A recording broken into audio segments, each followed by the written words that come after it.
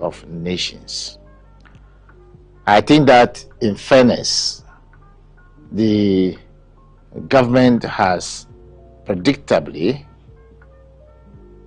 come out with key relevant strategies that will compel employers to reset their own objectives and strategies for the year 2025. It calls for a strategic thinking outside the box to be able to do that. Indeed, I know that corporate bodies try their best to set their objectives and strategies each year, but it appears that we are going to witness something dramatic. Dramatic in the sense that at least those who operate in the region of education and training and development of skills, the school community are great beneficiaries of the budget. Indeed, the academic institutions are hugely beneficiaries, because almost all the students that have been admitted into first year are going to be beneficiaries of monies that will be paid to the tertiary institutions, and even the senior high schools, now that they have been given dedicated, source of income. The GET fund has been completely uncapped, and therefore availability of money for their use. In addition to that, our young girls are going to be beneficiaries of their napkins. Now I'm having the budget with me. Okay. All the people and the offices he mentioned, that their salaries and allowances and per diems are inclusive of the 2.7 billion. It's a big lie. You have the document in front of you. All of them have been allocated their own budget in terms of salaries. Yeah. And in fact, if you look at the green column on top, for the complete when you add all of them together, the ones that he's trying to take away, when you add all of them together, it comes to 9 billion. Yeah. It is only the one that goes to the Office of Government Machinery. Okay? That is 2.7. And you see there's another line. Office of Government Machinery, Headquarters and Agencies. That one is also 2.7 billion. So those agencies is talking about that are not captured here. Theirs is also 2.7 billion. When you add all of that to what is down there, Office of Head of Civil Service and all of that, National Media Commission and everything comes to 9 billion. Well, since President Mahama assumed the position of President of the Republic of Ghana, and he started forming his government and started keeping faith with the people of Ghana and fulfilling his promise to operate the leanest and most efficient government in the history of the Fourth Republic, elements within the opposition have sought to spread falsehood and engage in deliberate disinformation with a view to whittling away the goodwill that President Mahama has naturally, won from the people of Ghana because of the way that he's doing things. So first it started with the Honorable Apujinapo, who claimed that President Mahama has appointed 100 presidential staffers and is only seeking to make up for the shortfall in ministers by appointing more presidential staffers. Then lately, Dr. Gideon Boaku, who incidentally has worked in the office of the president before, under the office of the vice president, went out to spread gratuitous falsehoods about the composition of the staff of the office of the president and the monies allocated to the office of the president. Now, the office of the president is made up of a number of entities. So there's what we call the General Administration, Office of the Chief of Staff, Vice President Secretariat, Cabinet Secretariat, Press Secretariat, and then Policy Coordination and Delivery Units. These are the units that make up the Office of the President.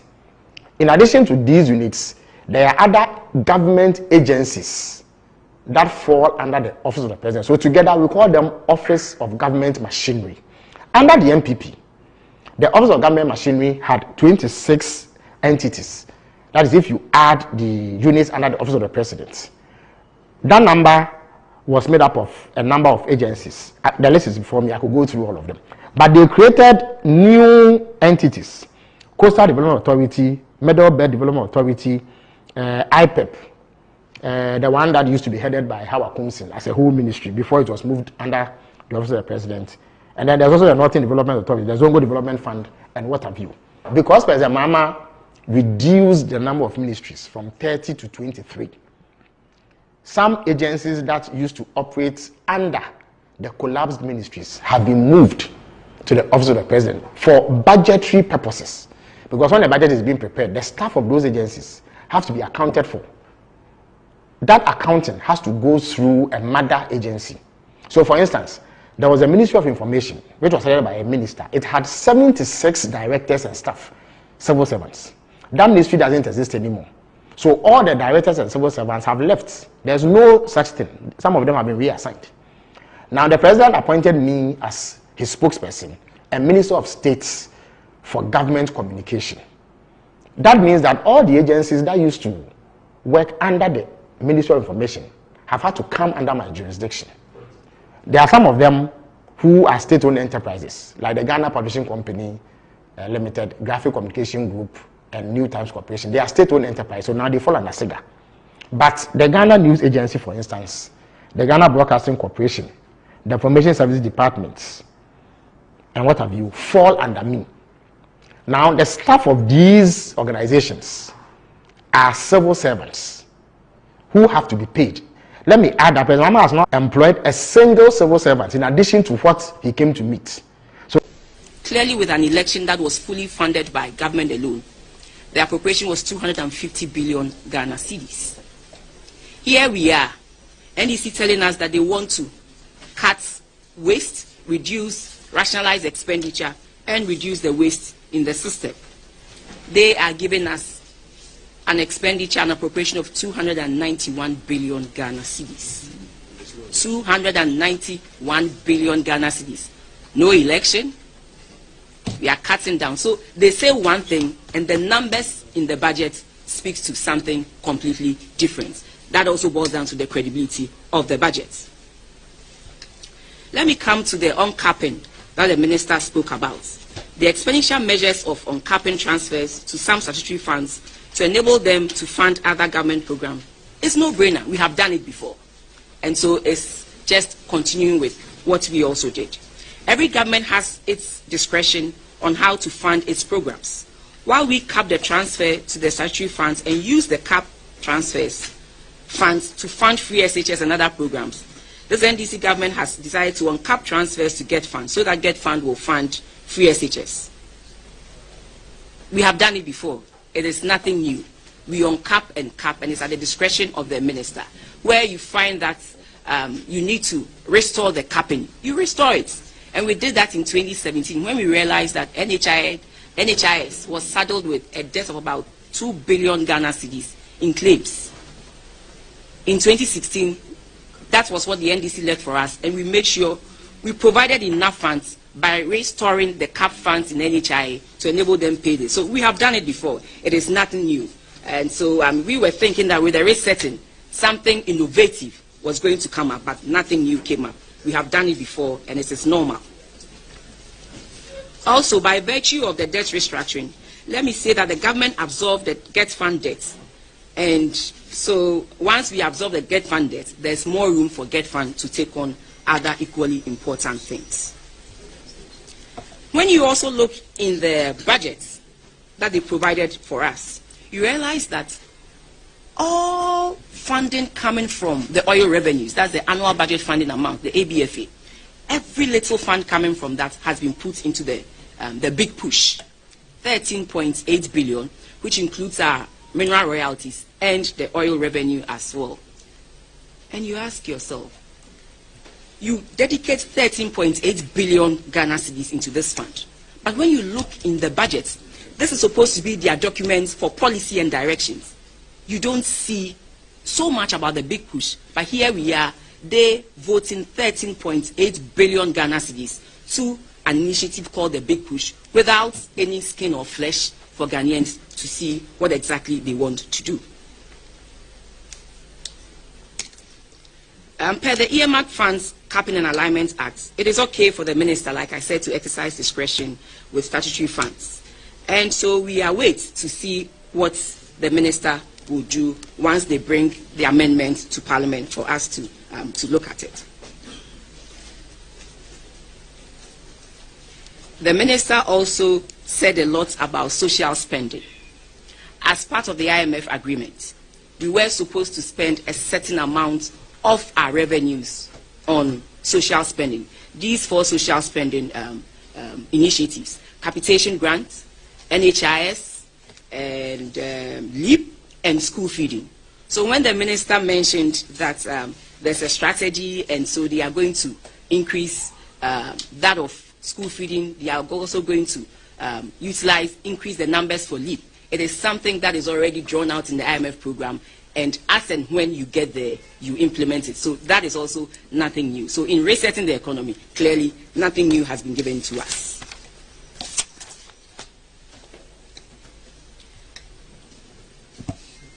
Let me also state that for me, I was thinking that, and we were thinking that if clearly the minister wanted to rationalize expenditure, he would have created that enabling environment for the private sector to take up that heavy lifting. That was what we were thinking, that clearly if you want to cut expenditure, give that heavy lifting to the private sector. Come up with initiatives that will support the private sector to take up the employment, grow the industries, and take that burden off government. But we did not see that. The measures outlined to enable the private sector growth, such as the support for women entrepreneurs, agriculture for economic transformation agenda, the rapid industrialization for jobs initiative, among others, are all centered heavily on the government. And these things, once it's on government, it's temporary, it's not permanent. And so you cannot grow the economy as you ought to grow if you had given that space to the private sector.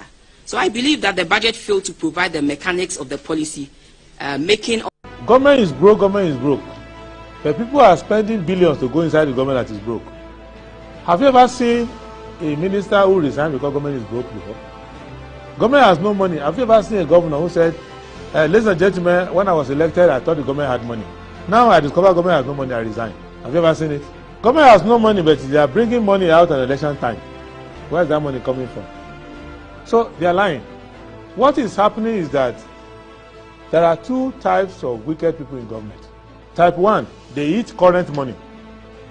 Any money they find in government, they will eat it. They are wicked about that one. There is type 2. Type 2, they eat current money and future money. They will say, my term will end next year. When I leave, how will I eat money? Let me borrow money now and borrow money of the future and eat it now.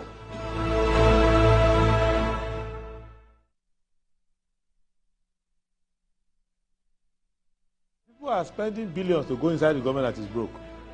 Have you ever seen a minister who resigned because government is broke before? Government has no money. Have you ever seen a governor who said, ladies and gentlemen, when I was elected, I thought the government had money. Now I discover government has no money, I resign. Have you ever seen it? Government has no money, but they are bringing money out at election time. Where is that money coming from? So they are lying. What is happening is that there are 2 types of wicked people in government. Type 1, they eat current money. Any money they find in government, they will eat it. They are wicked about that one. There is type 2. Type 2, they eat current money and future money. They will say, my term will end next year. When I leave, how will I eat money? Let me borrow money now and borrow money of the future and eat it now.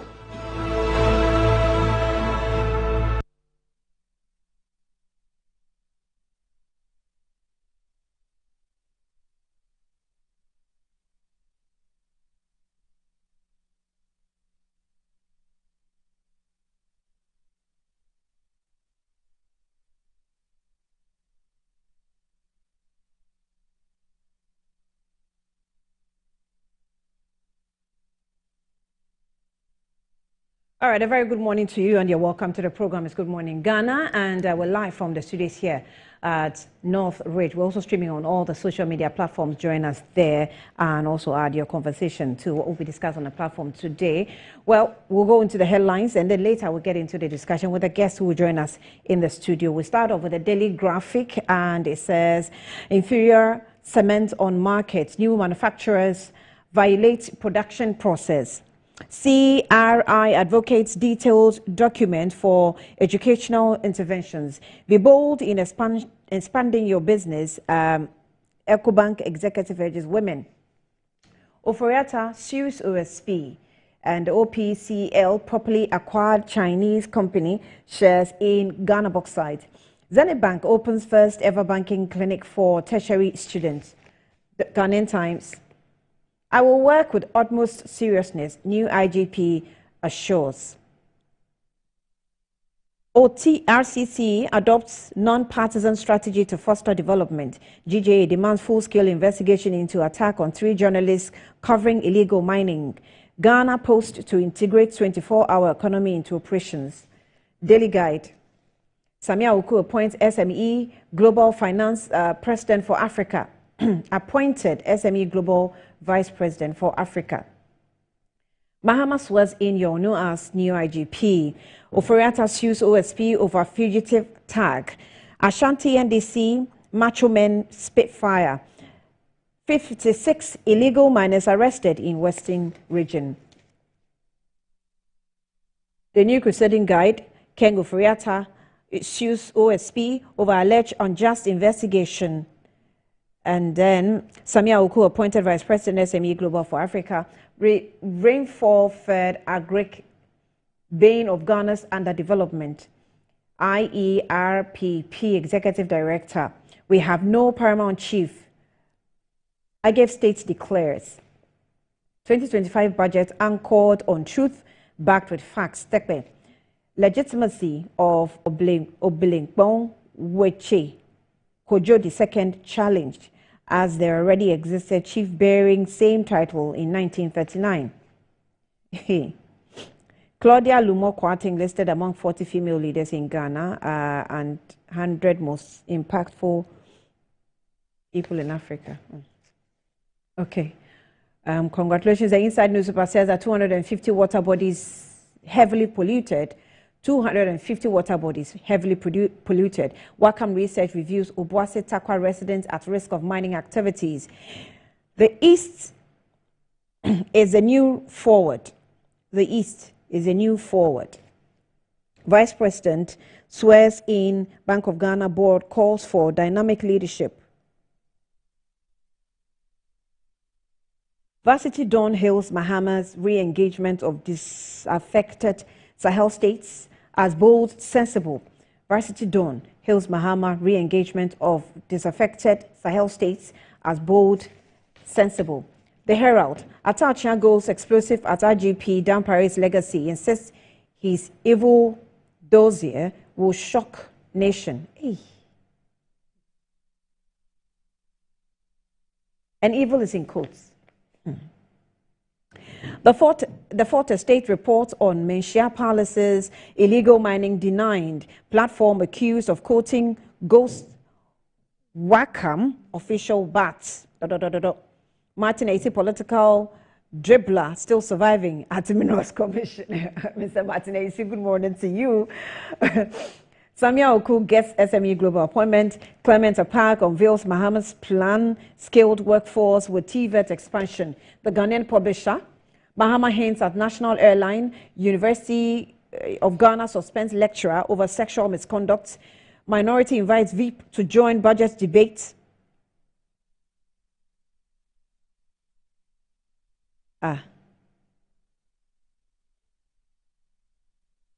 Why? What for? Sorry, CDM slums termination of public and civil servants' appointments. Rain-fed agric bane of Ghana's underdevelopment. Dr. George Domefe, rain-fed agric bane of Ghana's underdevelopment. And the top right corner has Samia Oku's appointment. And the statesman, rain-fed agric hindering Ghana's development. Case Jemfa provides ultra-modern polyclinic for hometown. Ken Ofori-Atta fights back, sues OSP for human rights violation. Professor Korte cautions government against capital market return. Like hasting slowly, will advise. Daily Post, swiftly tackle bribery in the police service. President Mahama to new IGP. NPA donates Ramadan package to National Chief Imam for the needy. Government reduces passport fees from 500 Ghana cedis to 350 Ghana cedis. Now, this development, we have the members of parliament who have spoken against it. So I personally spoke to Patrick Boama on Good Afternoon Ghana, who indicated that you cannot just wholly on your own just come and announce to Parliament and say, I've reduced the cost of passports provision. So there are processes that you have to go through, and that process has not been done or gone through yet. And so the minister will have to withdraw that statement maybe, and then go through the appropriate statement, the appropriate processes before this will be achieved. But maybe it is probably an agenda that the ministry will pursue. 2025 budget has good prospects. Let's be patient. Let's be patient. Economists to Ghanaians. The Informer, Kisi Ajabeng warns Ofori-Atta, avail yourself or be declared fugitive again. Samia Uku grabs the SME. Global Post, fights against illegal mining, take on political galamseyers. Coalition urges minister. Addressing rejected ballots, EC boards proposes e-voting. Mahama calls for bold initiative to SOEs. The Daily Democrats, OSP to pursue Ken Ofori-Atta despite frivolous court suit to scuttle investigations. English here, Alata, elders question Ashaku Bruce Kwei's adoption of Weche Kojo, the second title. NPA support Ramadan with donation to National Chief Imam for the needy. Mahama resets security force. Editorial, spare parts come, part 1. The Inquisitor. Interesting times ahead. Ken Ofori-Atta runs from OSP, or Ken runs from OSP with weak court suit. Come at 1:30 p.m. on June 2, 2025, or we declare you wanted. OSP to Ofori-Atta. NPA offers Ramadan staff to Chief Imam for the needy, and then we also have Ghana Post welcomes new leadership. The publisher, the Ghanaian publisher, no one can arrest me. Prophet Kusi Boateng insists his name are clean over National Cathedral funds. No one can arrest me. IGP Yonglu, community policing will be my priority. Community police will be my priority. That's it for the headlines this morning. Let's take a breather. We'll be back shortly.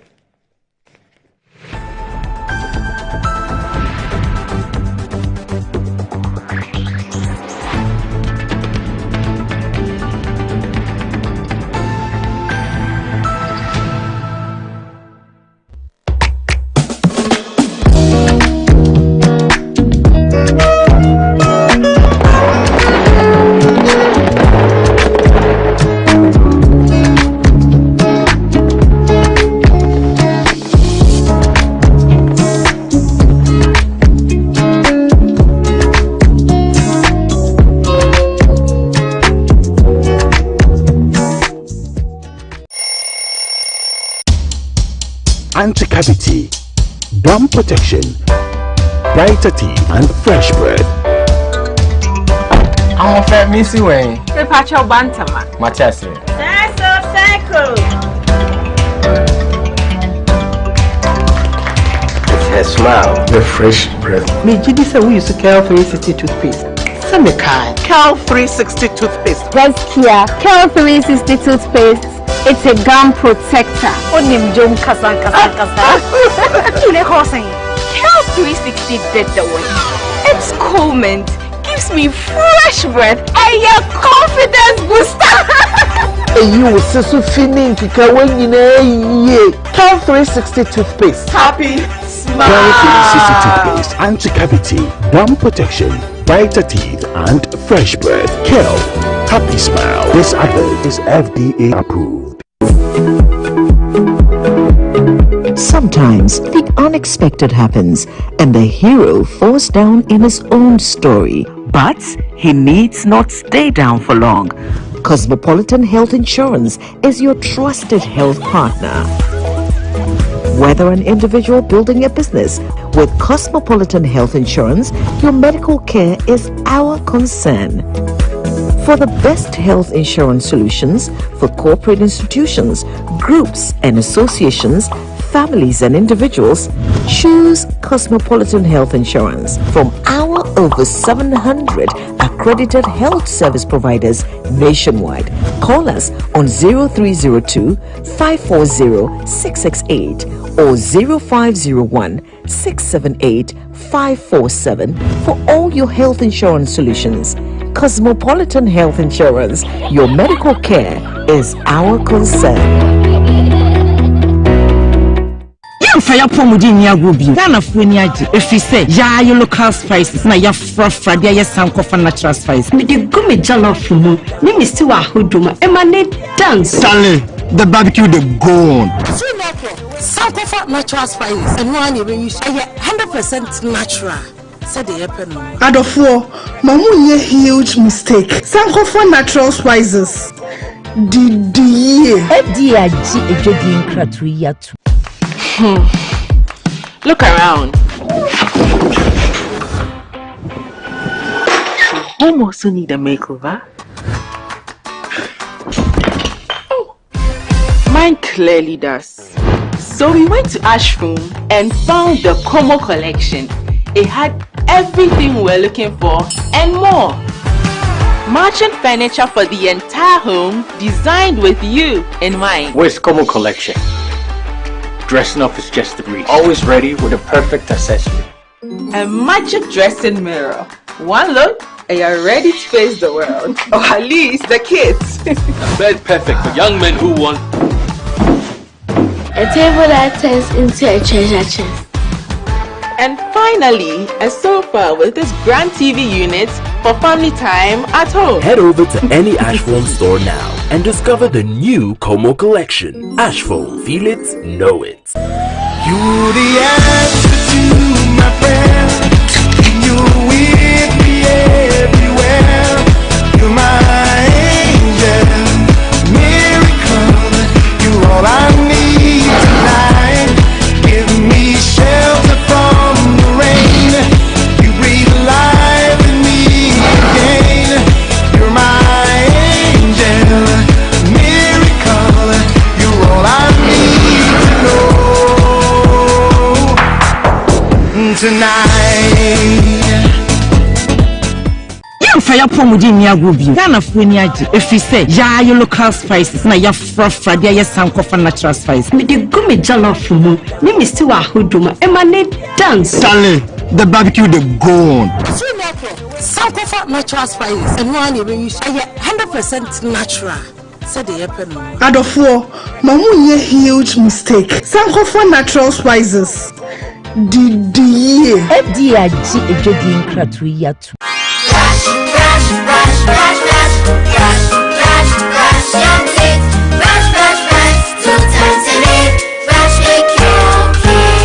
Hello my friends, my name is Kelkit's toothpaste. I was made to be gentle on your gum but protected.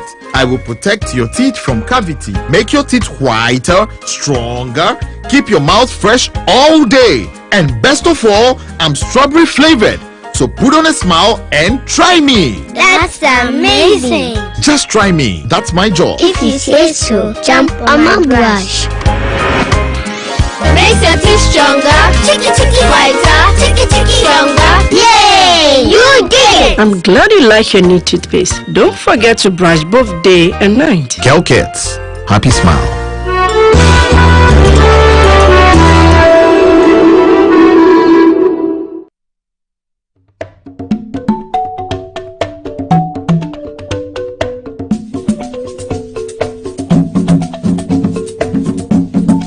I'm a branch manager. Of course, I accept only quality and affordable printed souvenirs for my promotional campaigns. I'm the head of academic affairs of a very important institution in Ghana. Of course, we only deal with quality, reliable printing companies. for our institution's printing materials. I'm talking about appointed time printing. Appointed Time Printings. We take pride in our extensive print scope that transform your ideas into captivating visual masterpieces. We delve into the core objectives and vision of each print project. Precision printing is at the heart of our printing process as we meet your tight deadlines. Our rigorous inspections, color verification, and overall printing excellence are assured. 20 years of printing excellence. It's always a pleasure working with you to create a vibrant, dazzling printing experience that gives you a masterpiece. Appointed Time Printing, your world of quality and affordable print.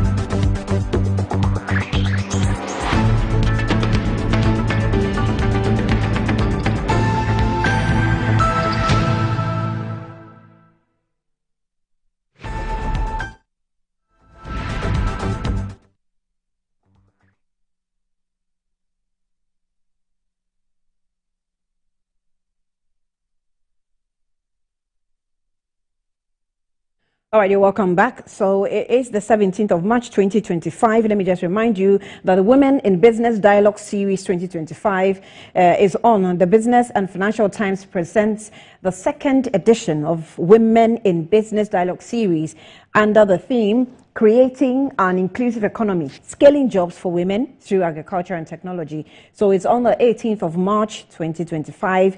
Women in Business Dialogue Series will kickstart at the Lancaster Hotel, Kumasi, and the time is 8 a.m. to 2 p.m. So there are numerous challenges facing women enterprises and entrepreneurs and women businesses in Ghana and around the continent, including but not limited to finance, technology, policy framework, skill training, and access to other markets within the sub-region. So considering the contributions of women businesses in areas of job creation, value addition, family support, and overall contribution to the economic growth, there is a need for government's commitment and deliberate policy support to position the support women business or entrepreneurs to become outstanding brands on the continent and beyond. Now, the Women in Business Dialogue Series is thus designed to be impactful, engaging, practical, purpose-driven, and results-oriented.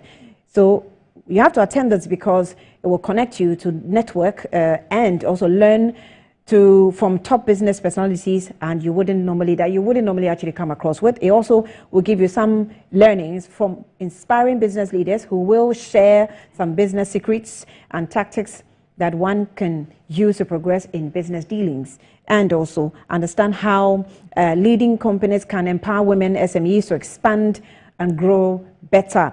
To understand how women SMEs can overcome the challenges and barriers when advancing in the business space, opportunities to have access to business development, skills markets, and financing. So the Women in Business Dialogue Series is proudly sponsored by EcoBank and also World Vision Ghana, GCB Bank PLC, Stanbic Bank Ghana, AGI, Achieve by Petra, Lancaster Hotel Kumasi, and Agri House. Now, media partners is Metro TV, of course, Asasi Radio, City FM, Hello FM, Kesbin FM and TV, also Lawson Radio and TV, TV3, and Backyard. So this is an initiative of the Business and Financial Times and 2025 Scaling Jobs for Women Through Agriculture Technology 2025, and it provides an effective marketing platform. Right. So that's a lot to be done. It's happening tomorrow in Kumasi Lancaster Hotel. Starts at 8:30 to 2 p.m. I want to believe that the women leaders I have on my platform today will be there. Good morning. Good morning to you. We have the Deputy Minister for Finance, former Abinose Asari, who has joined us, and she's also scaled up to become our new Public Accounts Committee chairman or chairwoman or chair lady. You're welcome. Good morning to you. But the designation is former Minister of State at the Ministry of Finance. Oh, at the Ministry, yes. Oh, yes. Former Minister of State, rather, yes. At the Ministry of Finance. Yes. Okay. You're welcome. And how are you. you? Good morning to you. Thank you. Don't act like you cannot even talk or you don't have a voice. You're asking, I said I'm well. You're well. Yeah, okay, well. We thank God for you. Yeah, also, well. Gabriela Teta is here with us, and she is also the NDC communications officer for the party, or for NDC. She's joined us at the Central Region, to be precise. She's here with us on the platform. You're welcome. Thank you. How are you as well? I'm fine. You're good? Very well. Are you coming from the region, or you've been here for a while? Oh, no, I've been here for a while. You've been here for a while. Okay. All right. We'll start off this way. Let's go straight into the issues of IGP, and then later we'll land on the budgets, definitely. So we've seen, I don't know if I should call it drama or surprises or celebration, jubilation. I don't know. I think that depending on what you think and depending on where you belong, depending on where your support is, you have your own thoughts about the change of IGP from Dampare, of course, to Tete Yono. And it's been quite an interesting one here in the country. So the Ghanaian Times has, captured a headline for Yono. It says that I will work with utmost seriousness. New IGP assures. Last week we had quite also some interviews about the change and then what is expected of the IGP. The new IGP is saying that his approach is going to be community policing. We've had Dampare also. One time I think he was at a program, a youth program, and when he was asked what his greatest fear is, Dampare said that his greatest fear is to walk out of his office, that's at the time as an IGP, and not have someone who will work better than he did. Because then that will mean that all the successes he chalked will go down the drain because it will be destroyed and there will be no use for it. And so that's his greatest fear. I thought that was deep. I thought that was a good one, because if you're a leader and you exit the office and that office is a mess, then it means that you probably didn't leave a good legacy or like a how do you call it in business? There's something we call a going concern. You have to leave some legacy, a going concern, where when you're not there, it can still exist and still operate. So let's see how that goes, because we have a new IGP that has come in. He seems to have also some goodwill, and so we'll be supporting him, but we'll be watching how he does his work. Let me have my ladies, have a bite on the new change. Oh no, Abnad, the way you're looking at me, let me just start with you. You want to say hello to the people of Etiwa East? Good morning, the people of Ghana and my constituency, Etiwa East constituency. And this weekend, we supported our former chairman to bury his mom, and it was good, and we saw a lot of support from all angles. Pardon? In team? No, former chairman. A former constituency chairman. Okay. Yes. To mourn, yes, his mom, and we thank all those who were able to come. Let me say that in the service or in any organization, there are processes, there are programs, there are ways in which it is run. So it is not necessarily one person's way of doing things or running things. They are, especially in the security services, there are processes and there are programs. And so I believe that we should be thankful to God that the former IGP made his contributed his quota to the development of the security agency in the country. And we should all have an open mind. Let's welcome the new IGP. and let's allow him to settle and do what is expected of him.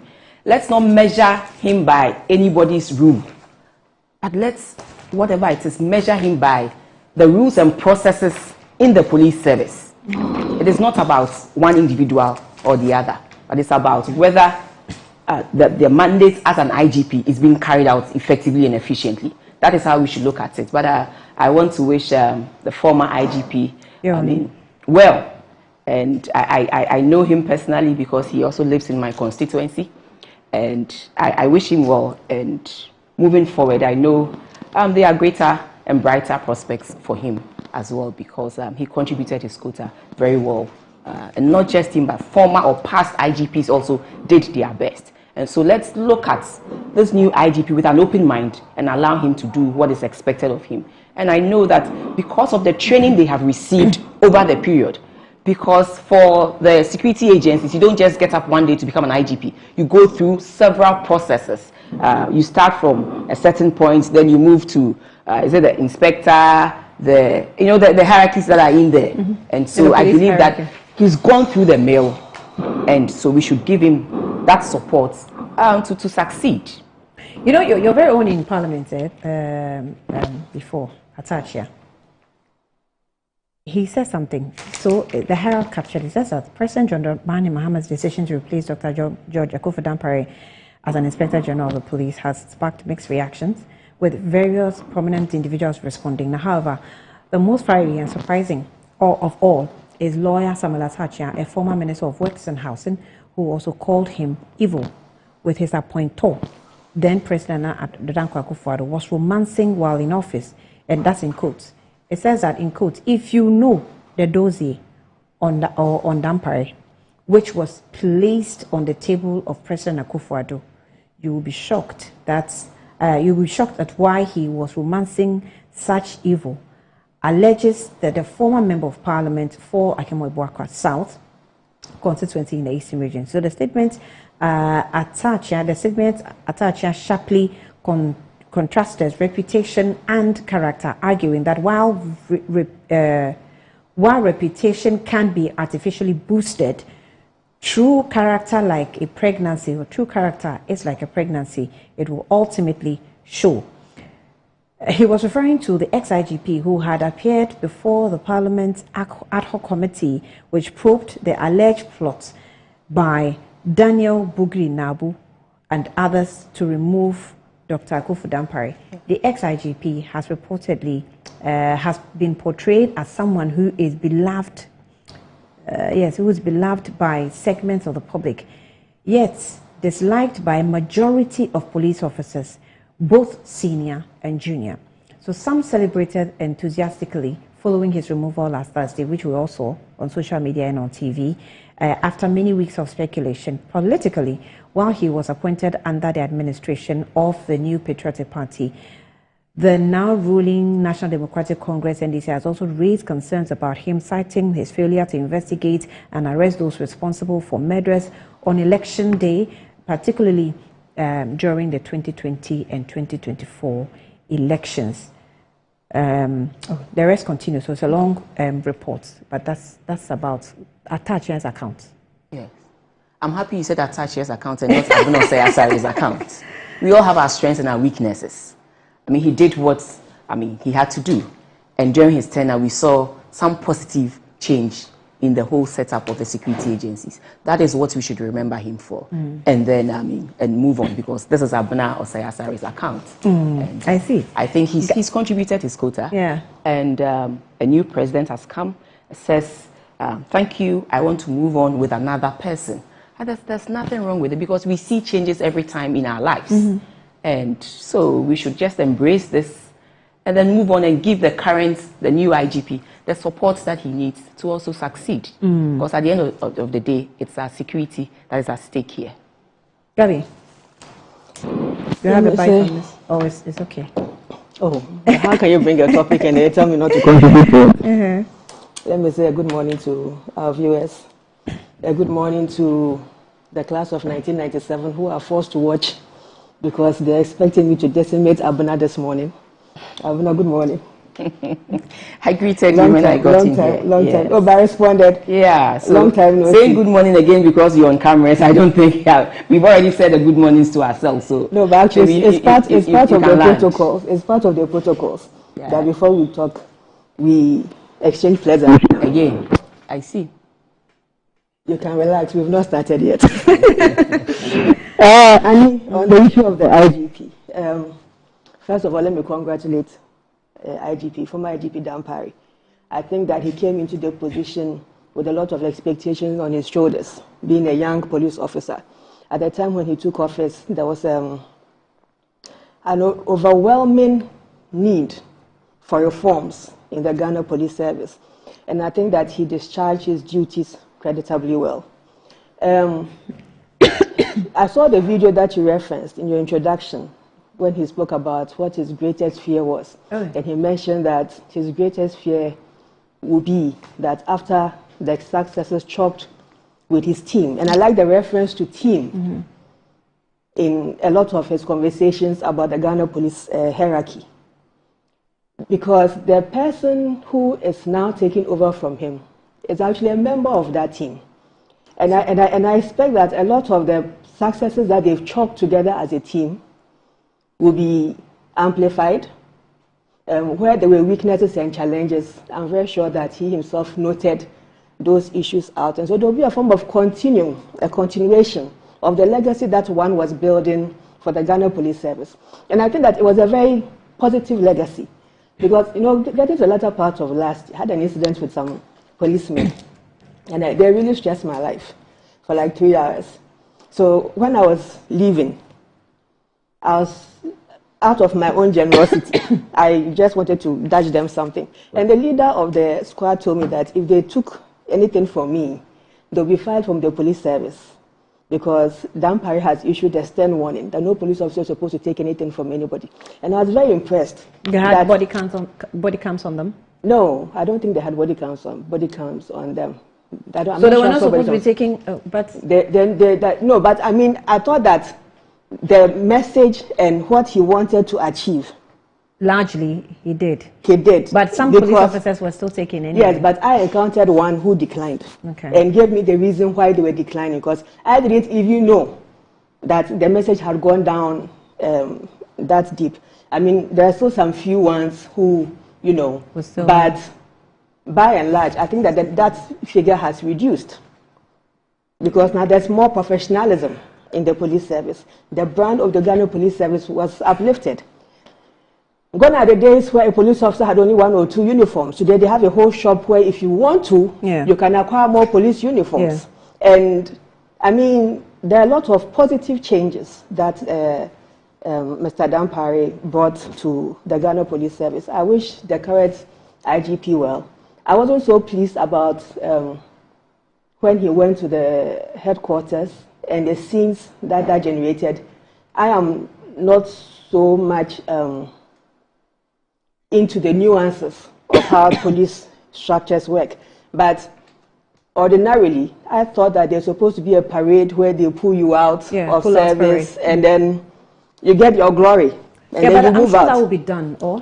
Yes, I expect that should be done. And I hope that before it is done, that IGP Yohonu will kind of clear, because that was a bad image for the police, to be very honest. For somebody to be throwing money at the incoming IGP and raining insult on the former IGP, that was not professional on the part of the police service, especially at the police headquarters. So I hope that they will clear and polish like those videos we saw. I mean, I wish I could get examples or some part of those videos so that we see how it happened. It was strange. I wasn't sure what was going on. Okay, so what was the money for? Who was throwing the money? Was it Yohonu himself or the supporters? In all organizations, there are definitely people who will be okay with things that you do and your management style. And there are always going to be some people who will not be so happy about it. So it's okay and normal that you have disgruntled staff and there may be disagreements. But to openly insult leadership at that level and all that, I think it was not too tasteful for the Ghana Police Service. Now, moving on to my next point. I've seen there's some CSOs that are going to protest at the Supreme Court against the change in the police hierarchy. I'll plead with them that as much as we all No, they were not going to. They are not going to protest. They were trying to stop. Okay. The move. So I agree that Dan Parry did well, but here's a case where a new regime has come into government, and definitely to safeguard that regime is going to take its own security very, very critical. It wasn't just Dan Parry who was made to step aside. Mm-hmm. We have a new prisons commissions boss. We have a new fire service boss. We have a new immigration service boss. And by the way, I think prisons and fire service are now led by women. So I wish them well in this regard. And if you know about the history of Kwame Nkrumah's overthrow and the role that his own police chief played. To leave him exposed, you'll understand why when any government comes, one of the key things they pay attention to is to look at the leadership of the security. Anybody who plays with it is playing with their own regime, and nobody is going to do that. I mean, I cannot say the things that I know behind the scenes, but if whatever I know or I heard behind the scenes is anything to go by, then the president had every reason to remove the IGP. And then finally, let me conclude. IGP Dr. Dan Parry has a very good record, and he's still young. He still has age on his side. I think that because of the successes and the positives around him, there's still a lot of opportunities available to him, not just locally, within the sub-region, within the entire AU architecture, even within the UN system and other global security initiatives. So there's a huge opportunity that has now opened up to somebody like him. So I think that even though sometimes some of these things can make you lose your patriotic spirit, you should keep the energy about him and then stay positive, because that's the sister of a woman, one of Ghana's women working in the UN system. So she knows what she's talking about. You know, when Dan Parry came, for myself, the positive thing that gave me hope that it will, in the long run, will change the whole policing system was the change of the headquarters. When I saw that architecture and everything that happened at the headquarters, I thought, every time you motivation speakers speak to us, you say, change your environment first, so that change made me feel was going to translate into the lives and the profession of the police service. And we saw the transformation, to be honest. I mean, you can talk about his weaknesses, yes, but we saw the transformation. We saw even the appearance of a police officer. I come to work at dawn, and at the time you're driving to work, I always use the police headquarters. You see them walking briskly at dawn to the office, neatly dressed. And mostly when I see the women, I admire them more than the men. You know, neatly dressed, walking briskly to the office. You mean by 5:30, 6, they are there. They're always like reporting early, because that was a change I never saw until Dan Parry took over. Then we saw police visibility around us. And sometimes you see them riding in groups, and you wonder where these bikes are going to. So I asked a question one time. They said, when they deployed, these days, this is how they go. So they go in a group, and then when you get to your station, you get out of the group, and they continue that way. And I thought, that was, you might see that it was just for the optics, but sometimes the optics also sends. Oh, I don't think it was for the optics. No, you may. Yeah, I mean, people have their own. These were serious reforms that went on. Yes. And I believe that it was also because he got support from the then ruling government. When you look at the kind of infrastructure and support this guy and the NPP government gave to the security agencies, especially under Dan Parry's tenure, clearly tells you that you cannot do it on your own. You also need the support of the government to push in the resources that you need to see that change. And so I pray and hope that our current President Mahama, will also give the current IGP that support and maybe to enable him, also, add on to whatever the former IGP was able to do, because clearly you cannot do it on your own without the support of the government in power. So I throw it to President Mahama, and I hope that will also happen. Well, we hope so too, because that is a good, maybe a standard set by Dampare, to be honest. I think Dampare set a good standard, in my opinion. In my opinion. I'm not a police officer. The police officers are there. Most of them are happy that he was removed. I had discussions with some of them on my WhatsApp. And you know, everything they said, I disagreed, but I'm not there. They are the ones that are there, so they feel the pain better. Let's celebrate the success. Yeah. I mean, more. And then move on, because we are all not perfect. Yeah. We all have our weaknesses. During his tenure, we saw certain changes that were positive on the security agencies. That is what we should celebrate. I mean, we should always, we shouldn't always look at the downside of things, but let's look at the upside of things. Gabriela has spoken about the reforms, she personally experienced. You have also said same, and we all saw quite a number of changes in the police service. So that is what we should celebrate. I mean, he came, he did his best, he's moved on, and there's a new one. And so how can we also support this new one to make that impact and even more, like you said? And so that is how we should look at it. What happened internally, I think we should move on and not hammer on all those things. Rather, let's look at the add-ons that he brought to the security agencies. And for me, that is what we should portray. Yes. All right, so let's go straight into the budgets. And then, Gabriela, then later we'll get into Galamsey. For one reason or the other, I want us to end with the Galamsey issue. Today, government is launching... you have Galamsey in Cape Coast. Is it a blue... I see. Which one is this? Okay, so this is the video where some persons, I don't know if they were police officers, when Yonu arrived, then the supporters thronged, you know, closer to his car or his vehicle, somewhere throwing money. Move on and forget about these people. How many are they?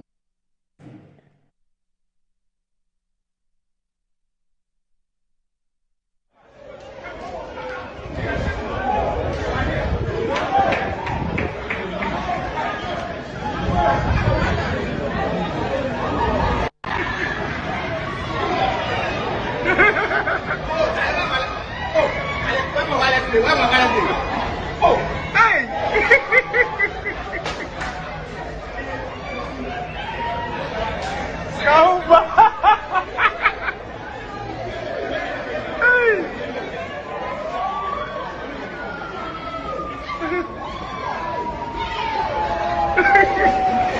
Police was there?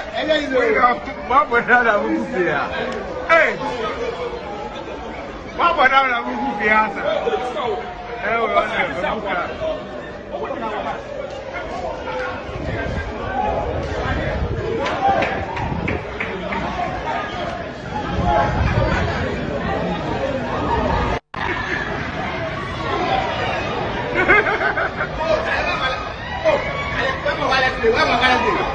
Oh, hey!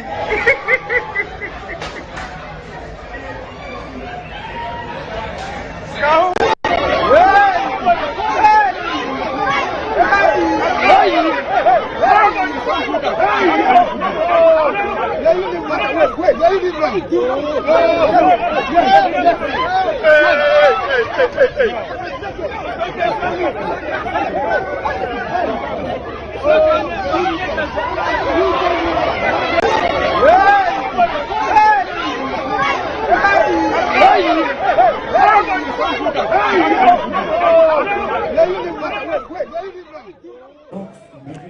Okay.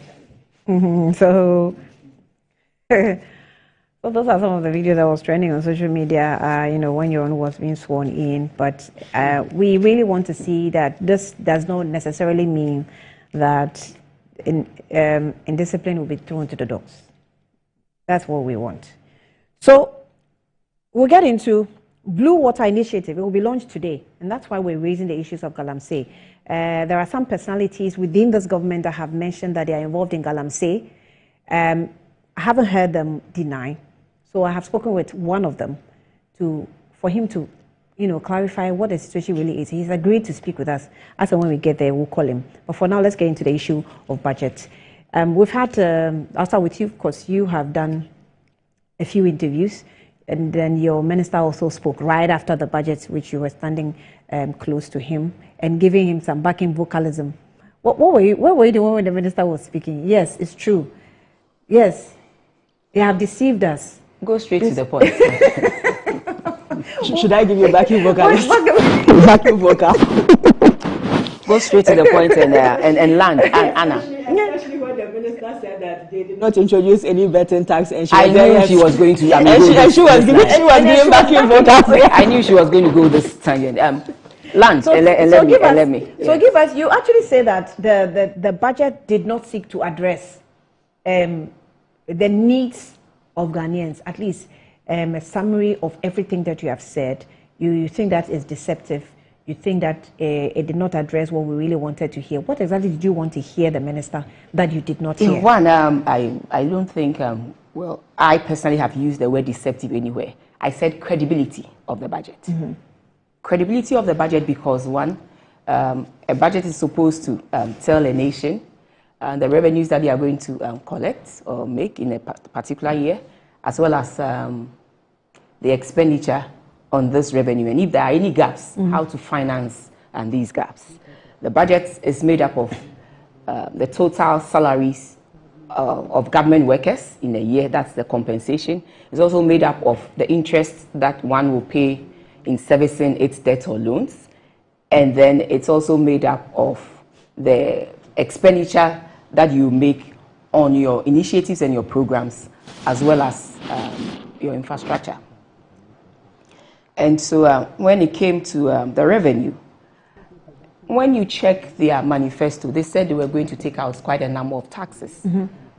But when you count the taxes that they are taking off, it is not equal to the number they mentioned in their manifesto. And so I said, that's the credibility issue there. Again, in the minister's speech, the minister said, we are going to raise revenue to the tune of 224 billion Ghana cedis. Last year, under the MPP government, we did 186 billion Ghana cedis, and that was 15.9% of tax to GDP ratio. That was 15.9. And with all the revenue handles that the minister is introducing, and the expansion of certain sunset clauses in certain levies, we're expecting the minister to have done more. But when you look at the tax to revenue to GDP ratio for 2025, the minister mentioned in his budget, in his statement, that it was going to be 17.2%. But clearly, when you look here in the budget, I always say that the devil is in the detail. So when you look in the budget, it is around 16.1% and not the 17.2% he mentioned in his budget.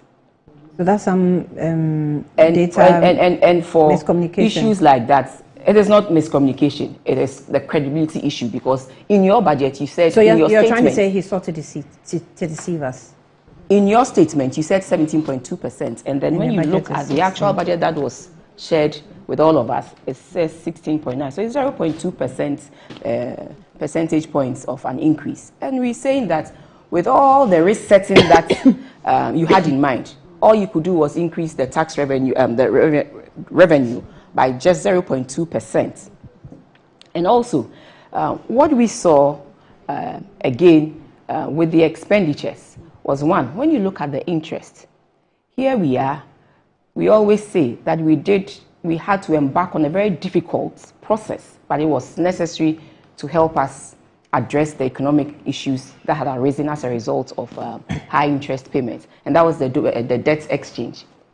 We completed the domestic debt exchange somewhere in 2023, and then in 2024, we completed about 93% of the external debt exchange, and that alone brought a savings of about 8.1 billion US dollars. The external debt exchange? Yes. So we were hoping that it was going to reflect in the interest payments. But what do we see?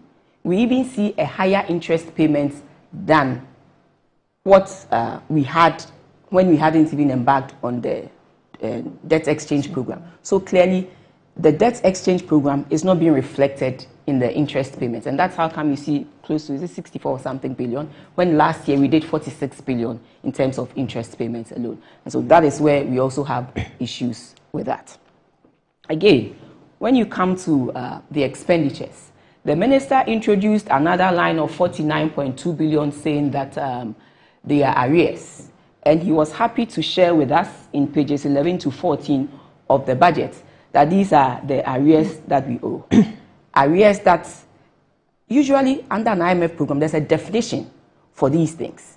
And so departing from the definition and then coming up, you realize that in the budget, there's a line for arrears. And then he brings another line again with that 49 billion explanation. Usually, if you claim they are arrears, what you do is you first collect them, you verify and validate before you even add it to your framework. But here's a situation where no validation has been done. It is not even on the GIFME system. The GIFME system is a system that helps government to manage its public financial issues and in terms of payments. So even if it is not on the GIFME system, how then do you say that it is part and parcel? And then later at the end of your speech, you say that you are now going to validate, verify and validate. Where do we do this? You haven't validated, you haven't verified. Then you say, I'm adding it to it when it suits me. And then later you come back and say, you are now going to validate. So that is the credibility issue I also have. And then I was thinking that they said, one, that they were going to cut expenditures. The Ghana Cares program that really supported small businesses and helped them to bring about employment and also add their quota to the economic growth of this nation has been taken off. Funding has been removed from this. But yet we have funding expenditures moving over and above that of an election year's expenditure.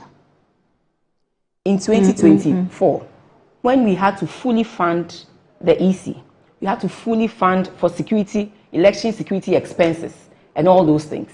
Government expenditure in terms of appropriation was 250 billion Ghana cedis. What do we see? No election to fund, and no, because the equipment and other things that we bought for the security agencies will not, be destroyed in 12 months. They'll use it for some time, the vehicles and all those things.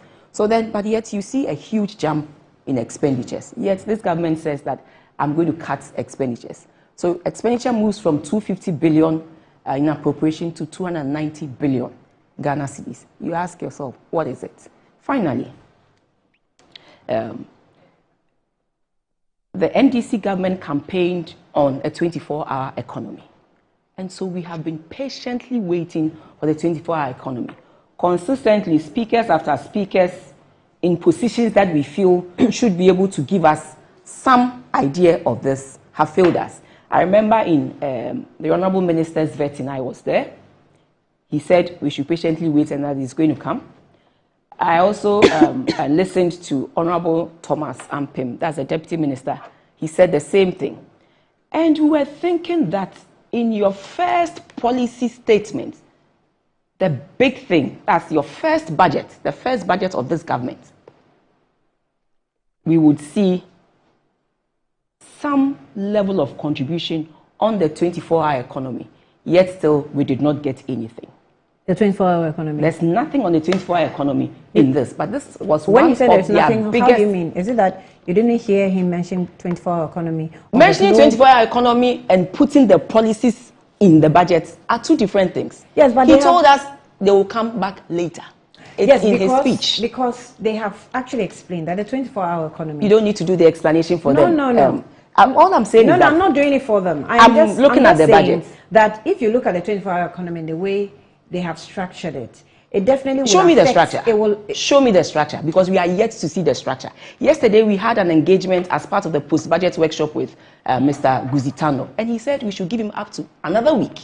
So I know what I'm talking about. That was what he told us. Another week to do what? Another week to present to us a document on it. Yes. That was what he told us yesterday. So what we are saying is that I thought we were going to hit the ground running and we were going to see details of the 24-hour economy in the budget. But the budget just said... on the floor, He indicated that. His speech is here. Yes, but he is presenting a 24-hour economy document to Parliament. I am telling you that it did not happen. No. Yesterday, we were... I'm not saying it happened. Part of the budget statements, yes, they organized for us post-budget workshop. Yes. And then if there are any gray areas that we need some clarification on, they come back to us. So yesterday, the man in charge of the 24-hour economy himself was in Parliament yesterday to take us through. And he said they are going to do a couple of things. But hopefully, by next week, Monday, we should get the document. So allow me to make that statement that it is not here. And so we are patiently waiting again for another week for them to finish us with the flesh or the framework of this 24-hour economy. I like the way that was what he told us. But how long can you wait? If this policy was a policy that you campaigned on, that Ghanaians, bought into it, hoping that it was going to create jobs as soon as you come in. The free SHS, as soon as we got in, our first budget had in it how we're going to roll out the free SHS. So clearly we're hoping that should also happen with an initiative Remind me, how was in September 2017. No, how was it budgeted for? Where was the funds going to come from? You look in the appendices. That is where you see it. And the Ministry of Education, you see it there that this is what, and they usually write of which this is for free SHS. So it's all in the appendices. That is where you should read. No, but as for the speeches, that was 2017. As for the speeches, you see them. So it means I have to make reference, but I just want you to remind me. Backing the where speech. Was the source of funds? It is not where was the source of funds. Did it happen or it did not happen, madam? In 2017, did free SHS happen or it did not happen? It did. And it was in the budget. It was in the appendices. That is where you find all these things. But here we are. We have seen the big push of 13.8 billion in the budget.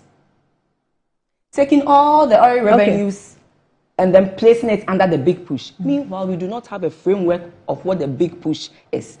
That's also a gray area. The money has been put in the budget. But as to where, what the framework, the structure, the feasibility studies that have been done to put in 13.8 billion for infrastructure needs, we do not know. So that is why I'm talking about the credibility of this budget. This is just a few on top of my head. I may want you to respond to some of these questions that have come up about the banking sector cleanup as well. The banking sector cleanup, the amount that was put to it keeps swelling up. Recently, we have just seen that it got into about 30.1 billion. 30 point something is what ATO is saying. But consistently, when you look at the amount that Parliament has approved for us, that is what we have consistently put in our speech. Let me tell you that in 2015, there was an asset quality review done by Bank of Ghana and the IMF. Of the banks. Of the banks. By Bank of Ghana and the IMF. And in that report, it was said that some of the banks were going down and action needed to be taken. That did not happen as it was supposed to. And so what did we see? In 2017, when we came, on this same IMF program that the NDC was on and was derailed, we came in, we had to take the bull by the horn and do the needful. The asset quality report was 2016? 2015. 2015? Yes, 2015. Okay, so from 2015 to 2017, was there any change in the asset quality review? Did you do any review? Asset quality reports are not done in, a year or two. It takes time. And so if one has been done and action hasn't been taken, do you expect them to do another one? No. Because it is not easy. Let me tell you, it is not easy. It is not easy to wash away issues with the banks. Especially, let me give you a typical example. Non-performing loans. It's not something you can make it happen in no time. It needs a process. And so at least start the process. We did not see that. And what did we see? Fast forward, we came in and we had to do the needful. We did the needful. We were able to save about 4.6 million depositors' money. We were also able to grow the bank. And as we speak, and we have seen huge improvements. Before, in 2016, the total assets of the banks were about 81.2 billion. As at October, when the numbers were given, it was 367 billion Ghana cedis. Again, you also saw improvements in the ratios of these banks. And so after the cleanup? I'm talking about 2024, so clearly to be after the cleanup. Okay, 2024. We've seen improvements in that as well. And I believe that we had to do the needful to make sure we sustain the financial sector. We couldn't have allowed the financial sector to sink. And so about the arguments that deposited funds that you were protecting were about 9 billion. How do we use more than the deposited funds amount to collapse the bank? Deposited funds were 9 billion. Say, yes. Principal with or without interest. You ask yourself, if this had been done in 2015, would it even have come to that amount? The time value of money. If we had done it earlier, would it have come to that amount? We are quick to say that, oh, this, but why didn't we do the needful when it was necessary? Because all these things saves money. Do you think that the banking sector cleanup, you ended up protecting depositors?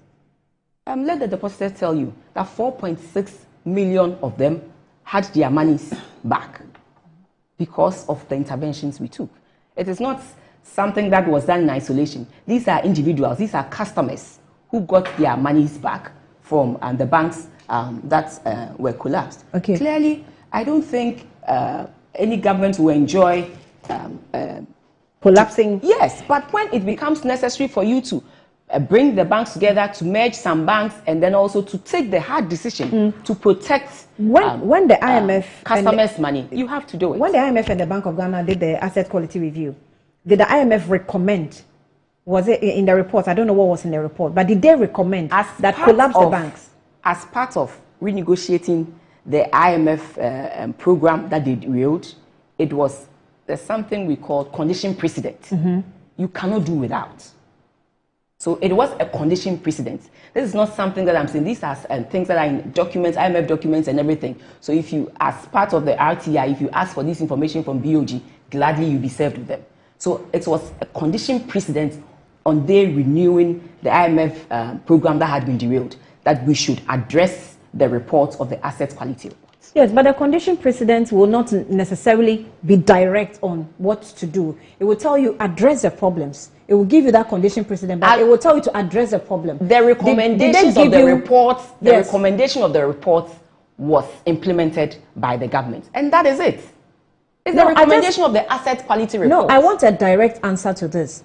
Did the condition precedent state specifically that collapse banks or consolidate them? My sister, that's not an interesting question to ask. No, the condition precedent says I gave you a report on the banks, the strength of the banks, on the asset quality. And as part of the report, there are some recommendations that I have given to you. Address those recommendations. How else do you think it is not direct? I haven't answered your question. We go to Public Accounts Committee. Parliament submits a report to the plenary.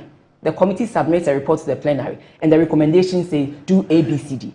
And based on that, you carry out the recommendations. What else do you want me to say? I mean, before you know that this is what it is. Okay. Yes. Okay. Let me. I'll come back to you, I'm sure, because Gabi is about to, make some responses. Gabi, when it comes to especially the budget allocated to the presidency, which they've raised concerns about, the minister in charge of communication at the presidency, Felix Kwachufoso, has actually responded to it. He's explained how some of the MMDAs have been moved under his office, which is why because it's for budgetary purposes, it has to have an overall institution to overlook the budgetary allocations. And that's why some of the institutions have moved under his office, because the ministries have been reduced, but some of the agencies must be moved for budgetary allocations. You may want to respond to some of the issues that have come up.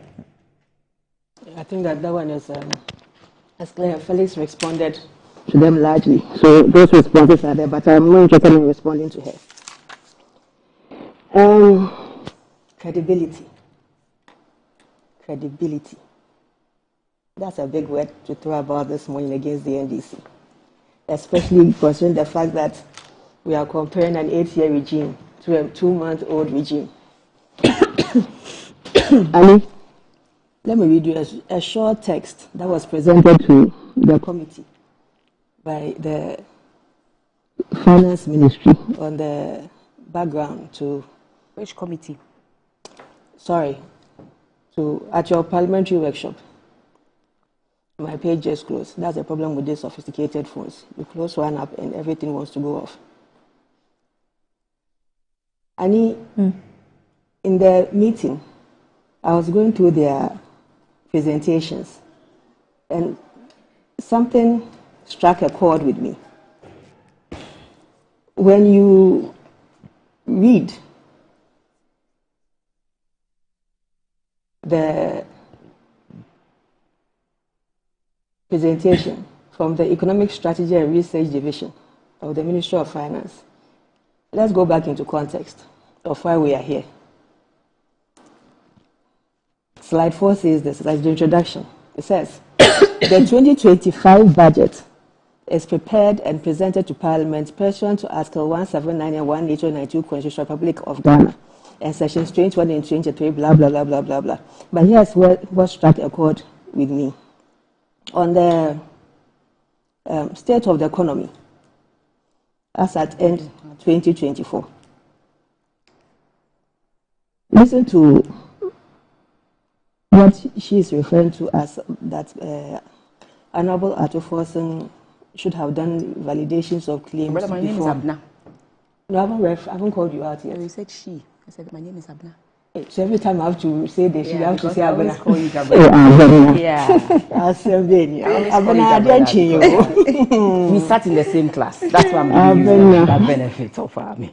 Let's go to the background. So Ghana's IMF supported program was born out of the need to resolve Ghana's economic crisis that started in 2020 and worsened in 2022, largely on the back of global shocks accentuated by domestic vulnerabilities. Keyword is domestic vulnerabilities. So I'm jumping point 2 and I'm going to point 3 on what the domestic vulnerabilities were. 1, unsustainable fiscal and debt burden characterized by high budget rigidities. 2, heightened domestic interest rates. 3, severe liquidity challenges to meet balance of payments needs leading to rapid depreciation of the cedi. 4, high inflation largely influenced by global inflation, monetary financing, and pass-through effect of high crude oil prices and transportation fares. 5, credit rating downgrades to C class, leading to lack of access to international capital markets. 6, structural bottlenecks in public financial management, debt management, public spending efficiency, SOEs efficiencies, financial stability, revenue collections, public procurement, monetary and exchange rate management, and growth and transformation, and finally, a slowdown in GDP growth. Let's stay on the challenges outlined in 3, and let's see how our budget attempts to address this. Mind you, Abuna was at the Ministry of Finance for 8 years. First as a deputy minister, 2013 to 2017 to 2020, 2024, and then promoted to Minister of State Finance. So a lot of everything that we are complaining about was under his supervision. As a result of this, here are the liabilities that our administration is having to contend with. Annie, in 2024 alone, the Ministry of Finance supported the energy sector with payment of about 20.8 billion, which were largely unpaid legacy arrears due to independent power producers. Today, as we speak, we still have a 1.7 billion debt hanging there. The business as usual energy sector financing shortfall because of ECG's inability to go with the price waterfall mechanism, and the leadership of the finance ministry and the energy ministry's inability to hone in and pull the ears of electricity. You know, the debt that has also left us there, 35 billion. Abuna, you're on the board of Cocoa Board, right? No, please. Huh? No, please. Aisha, you were never there. Just speak to your matter. I'm asking you a question. If I so were, Cocoa I Board gladly have said so. So Cocoa Boards, I'm making my point. So Cocoa Boards, Aisha, you were there. So Cocoa Boards are standing debt alone amounts to 32 billion. Usual NDC. And Annie, this is the annoying part of it. 21 billion of that debt is old contractors on cocoa roads. Is it the job of the Cocoa Board to be constructing roads that they carry such huge liabilities? Is that their core function? Now, you are talking about the financial sector cleanup. The financial sector still struggles after we spent 30.3 billion Ghana cedis. In fact, right now, we need 10.45 billion to address shortfalls in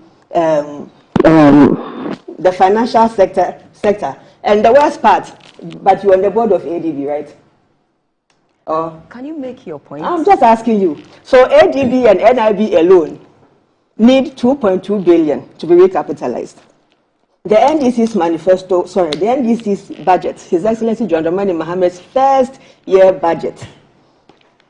In fact, it is one of the best budgets that this country has produced. Because you see, unlike the previous budgets that were very heavy on the fiscal side, she was complaining about the expenditures. There's a lot more focus on the real sector.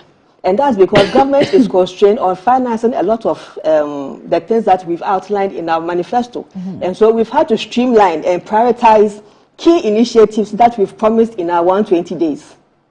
And so the focus of financing Big Push, financing Women's Development Bank, financing Ejumeria, financing our transformative policy in agriculture, including the Yeridia and our quantitative programs, the CODES programs, all these have been outlined in this current budget as our priority areas. So what I sense is the previous administration officials, you think that they're forcing you to prioritize things of their choice, because I've heard, for example, Honorable Abena indicates that she didn't hear any allocation to Agenda 111. Agenda 111 is being audited. The Minister for Health has spoken copiously about Agenda 111. In fact, one of the biggest headaches of the Minister of Health currently is how to raise over 1.4 billion or so to complete those projects. They started those projects with government funding. Mm-hmm. But Annie, when you yourself have mismanaged this economy to this extent, mm-hmm.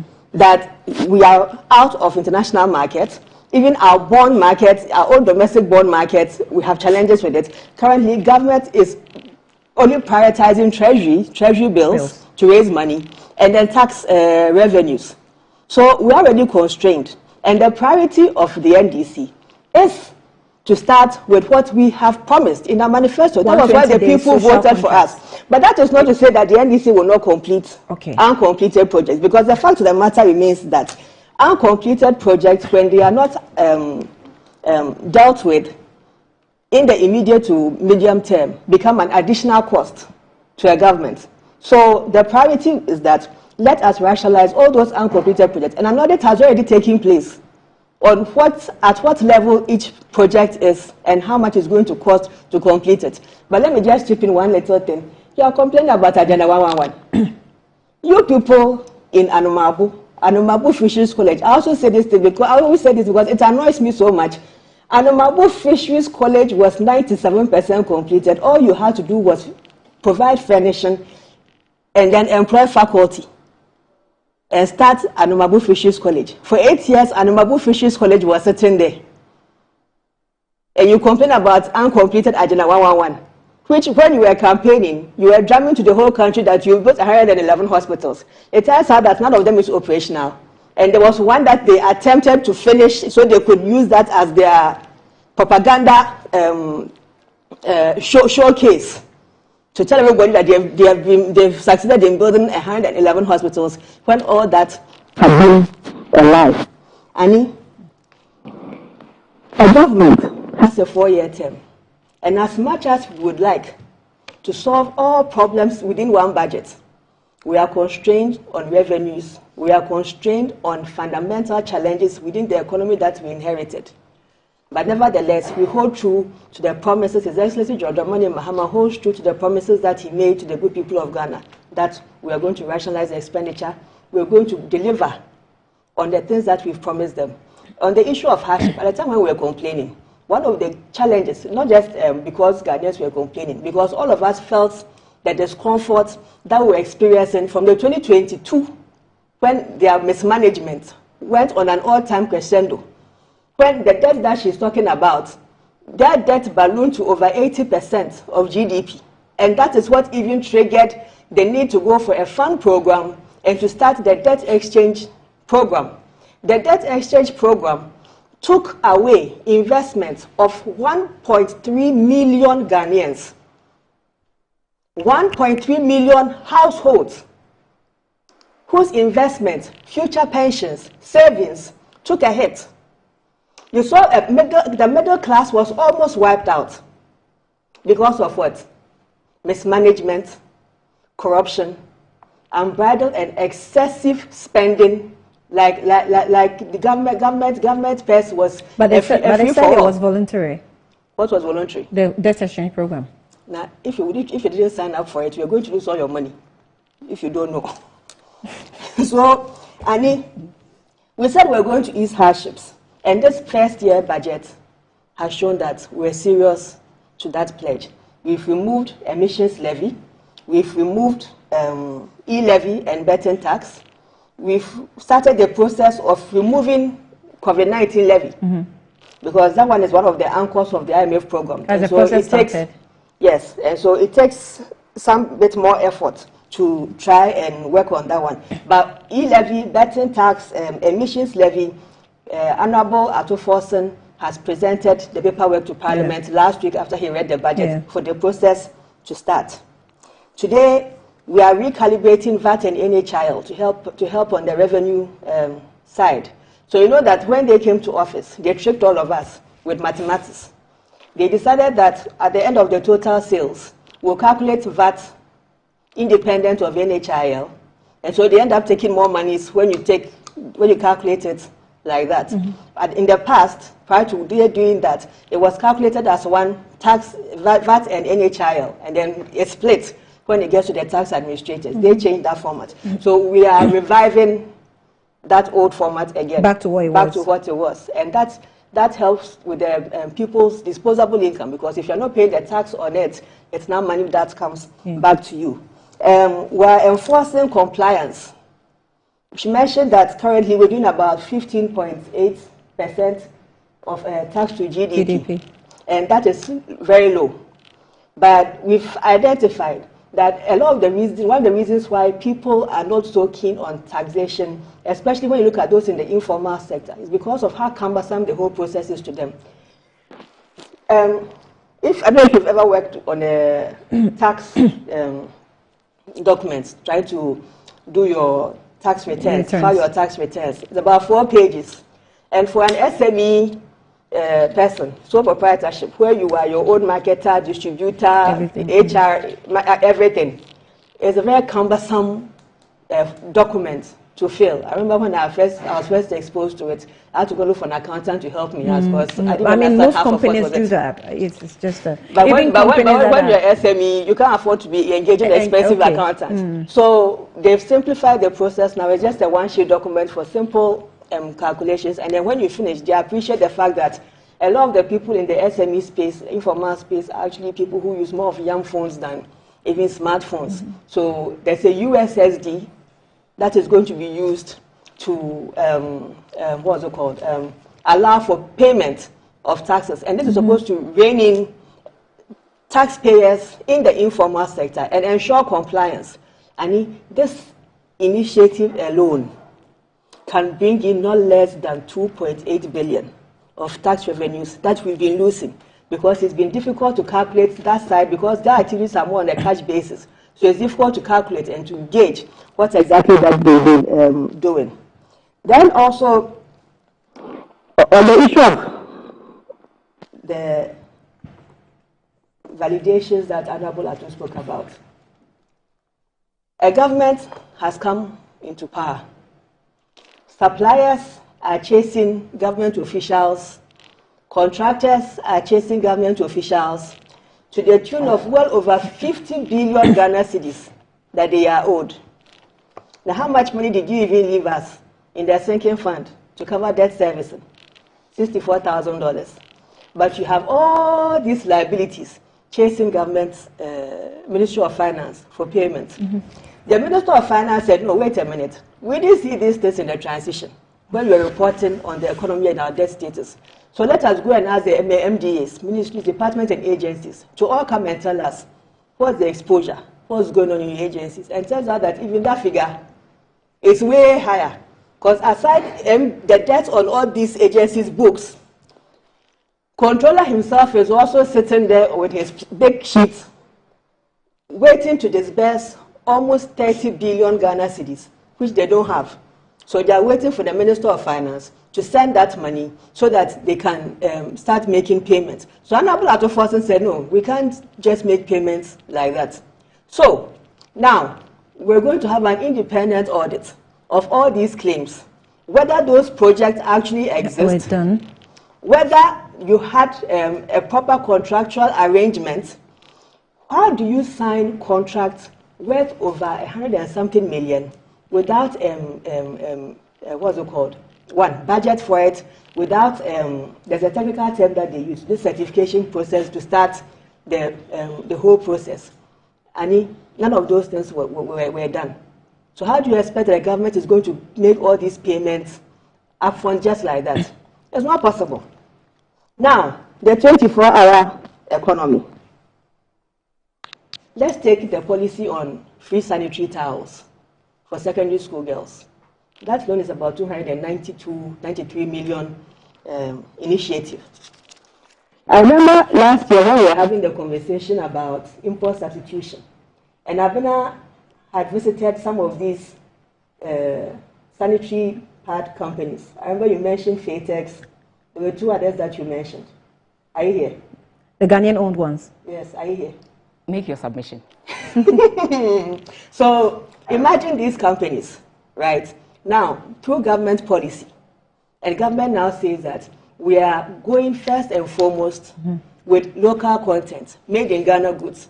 So this policy alone now gives these three companies a market of not less than 370,000 female students.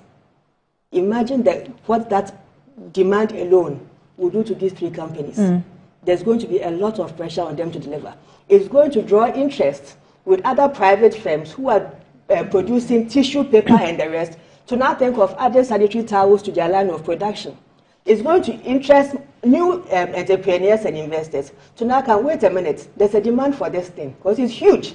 These three alone can't service it, and they also could come into the economy and start producing.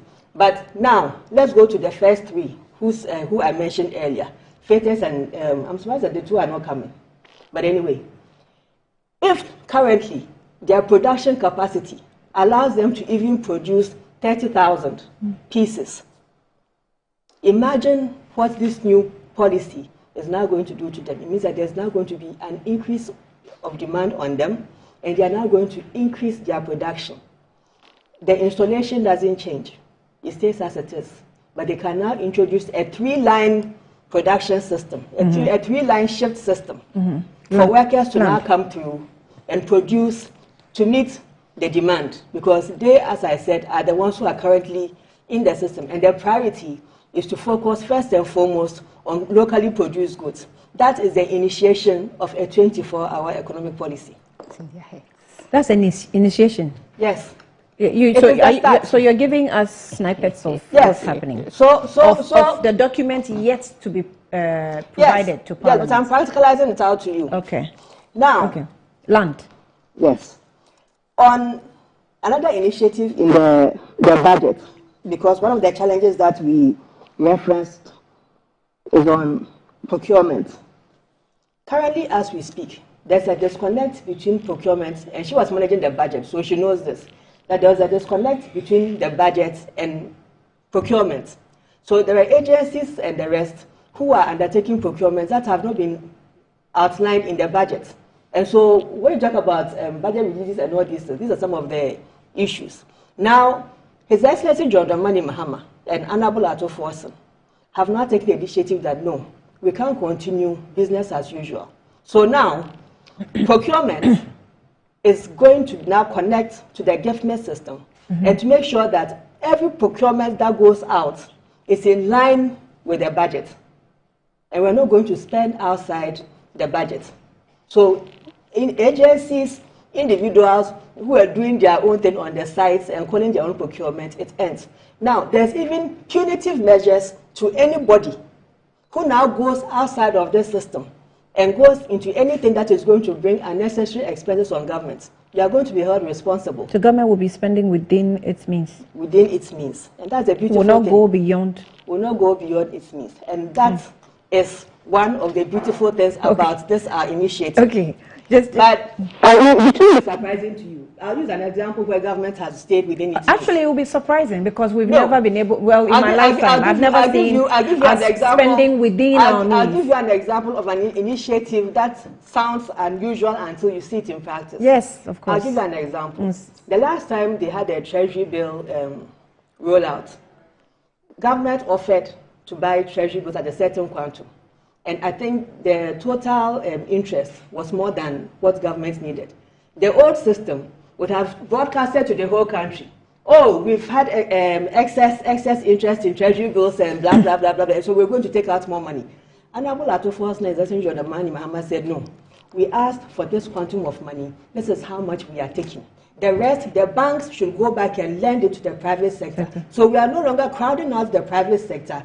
We are supporting the private sector by making sure that we stick to what it is that we want. Well, government needed that money, but the private sector equally needs the money. And again, now that I mentioned private sector, there's an initiative within the budget for us to now try and have more engagement with the private sector. So government will be meeting the private sector quarterly. We want to have more consultations. We want to be able to know what challenges they are confronted with. The involvement of the private sector did not come across clearly to them, because I know that Abena has raised certain issues about private sector. Because it looks like most of the policies in the project is headed by government, being financed fully by government, and all they've criticized it. I'm sure I'll give you the chance to respond. A lot of the projects are going to be implemented by private sector. Okay. When you hear of things like it's not government that is going to implement. Government is providing the resources. But at the end of the day, it is the young people who are going to engage in projects like Angwan Ketenkete. No, but if the private sector is involved, what's the direct responsibility of the private sector? For example, in Nkokon Ketenkete, what's the direct responsibility? For example, now with the Nkokon Ketenkete program, we want to encourage people to go into local production of poultry. Yes. Now we've come to understand that the reason why there's a huge demand for importation is because local production is weak. Now, who is demanding the poultry? It's at the local level. It's not sitting at ministries. It's in communities. So let's get the youth in these communities to participate in this program. You give them battery cages. A battery cage costs about 4,000 Ghana cedis. It can take about 120 birds. Now, if a chicken lays an egg every 18 hours, calculate how much you get. When you calculate 18 hours per the number of days, you calculate the number of days and divide by 18 hours. And then you multiply that by 120 birds. If you want to even use a conservative figure, you can do between 80 to 100 birds. You're talking about almost 1,000 eggs. No, I don't have an issue with the practical terms of how Nkokon Ketenkete is done. I'm giving that. So hold on. So you say, hold on. You said that private sector is going to be the driving force for Nkokon Ketenkete policy. I'm saying that what is the private sector bringing on board?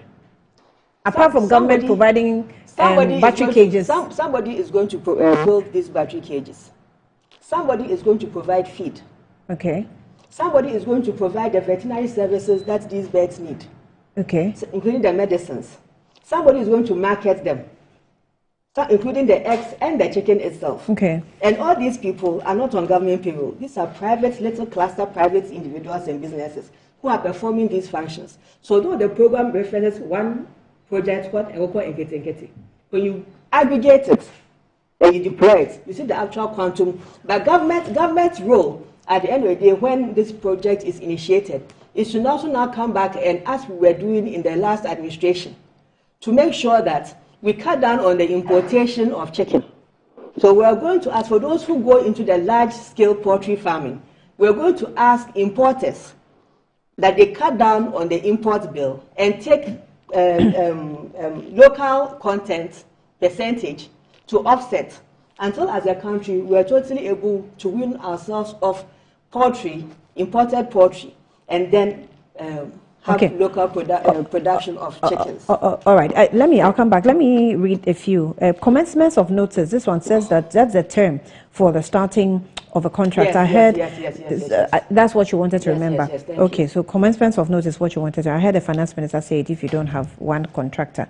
So that's from Professor Robert Hinson. is the one that sent that in. But also, let's... So Dr. John Kwache of IEA, he says that, Annie, some of the positives of budgets are tax abolitions, VAT reforms, expenditure cuts, uncapping of statutory funds, and the proposed debt ceiling. On the other hand, I don't see the projected revenue to be sufficiently ambitious. Moreover, the wealthy extractives sector is still not being sufficiently taxed. There's also the school of thought that we have to be careful in the taxation of the extractive sector. So I'm sure you in the professional fields, you have different opinions about it. But it continues to say that the capital expenditure budget is also still disappointingly low amidst numerous freebies. Dr. Kwache sent this in. The budget read on the floor of Parliament by the Finance Minister is the game changer, I think, and seeks to remove all nuisance taxes which was burdened on the taxpayer, i.e. burden taxes, emission tax levies by the previous administration. Now we all see governments with clarity of purpose who also empathize, that's what you want to write, with the people of Ghana. David Edu, you sent that in. Gaji, good morning to you. Okay, I will respond to your message maybe after the program, but I have heard Honorable Opon Kroma and Richard Ahangba say that the Women's Bank is dead on arrival because of the 51 million CDs I want to comment on seed money, and is far below the minimum capital requirement of 400 million. In fact, she is on the platform. She has also commented on that too. This argument is faulty. Government can raise more money to meet the requirements by bringing in other investments like SNITs, banks, pension funds, individuals and Ghanaians generally.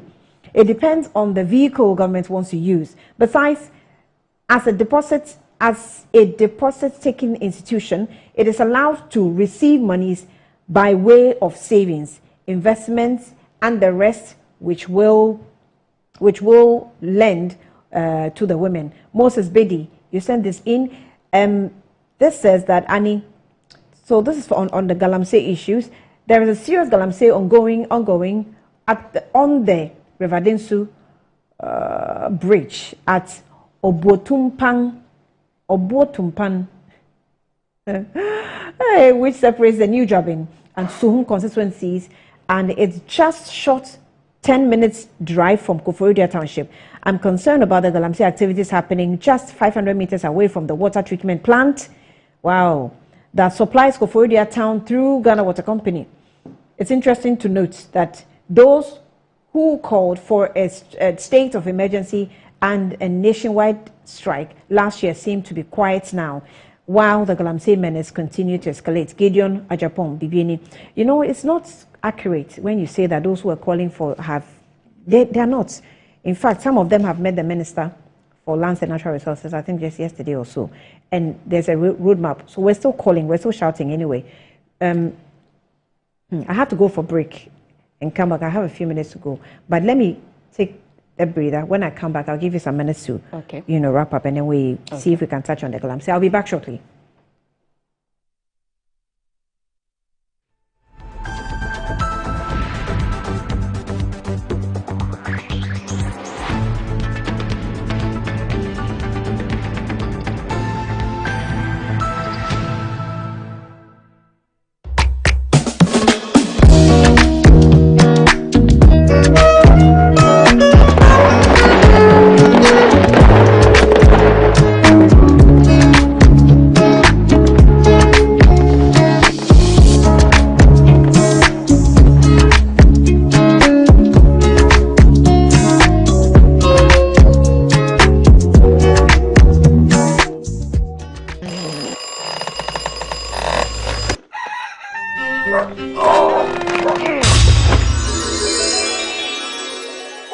Who are you? Who are you?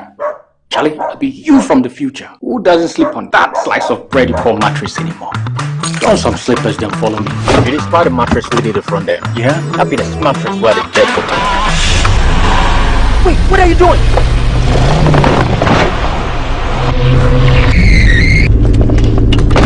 Wow! No damage at all. Not only durable, but also super comfortable. Come on, try it. Nothing day like ash foam. Enjoy full body support and unparalleled comfort for a restful sleep. Don't forget your keys. Get the premium sleep experience with mattresses from Ash Foam. Visit any of our showrooms nationwide or at ashfoam.com.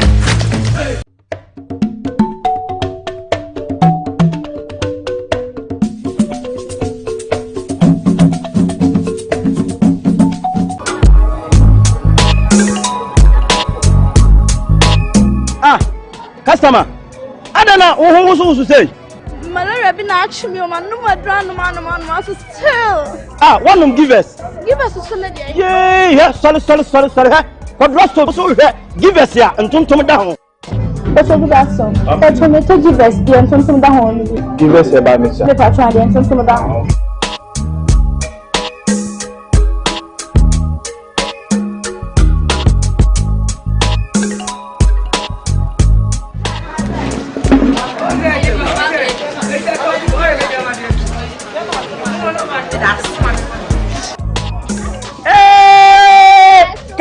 Customer. Give us a turn down.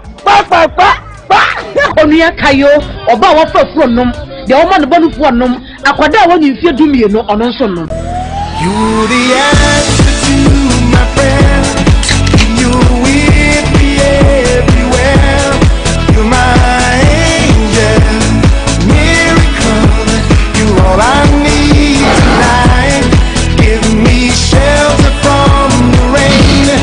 You breathe life in me again. You're my angel, miracle. You're all I need to know tonight.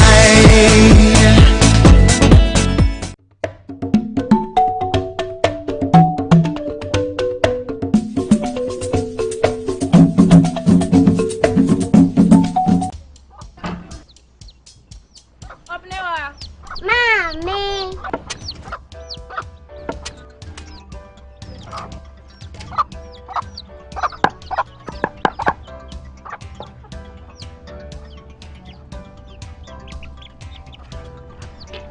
Michelle say, fe.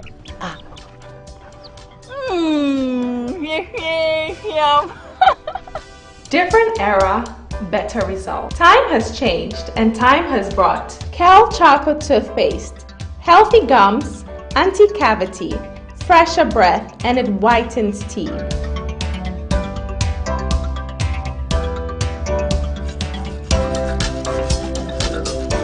Kel Choco Toothpaste, Sankofa, Yenchi, Kel Choco Toothpaste.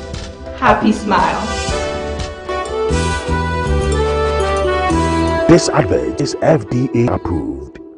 Attention all farmers, are you ready to take your crops to the next level? Introducing 3 effective organic composts that will revolutionize your farming practices. ACAP, KCAP and IRICOP brings to you the ultimate solution for your fertilizer needs. Introducing the ACAP Grade A, KCAP Equiafuajinkwa and the IRICOP with cocoa blends, palm blend and mulch. These are made from locally sourced municipal solid waste, and these are the perfect choice for sustainable farming. Join the organic revolution today. Boost your crop yield, improve soil health, and support sustainable farming practices. Choose ACAP, KCAP, and IRICOP organic compost for a greener and bountiful harvest. For your purchase and more information, call the numbers on your screen. Our products are endorsed by Cocoa Board, Planting for Food and Jobs, and the Ministry of Food and Agriculture.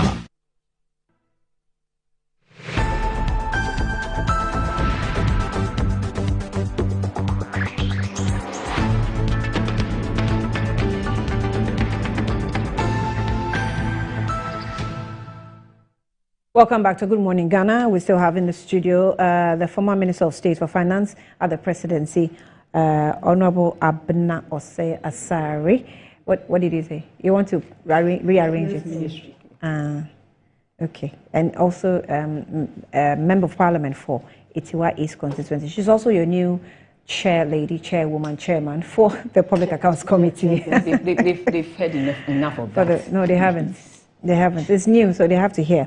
But this one says that President John Dramani Mahama at the swearing-in ceremony focused on lamentation and playing the blame game rather than taking responsibility for the current state of the affairs during the SONA as mandated by the Constitution.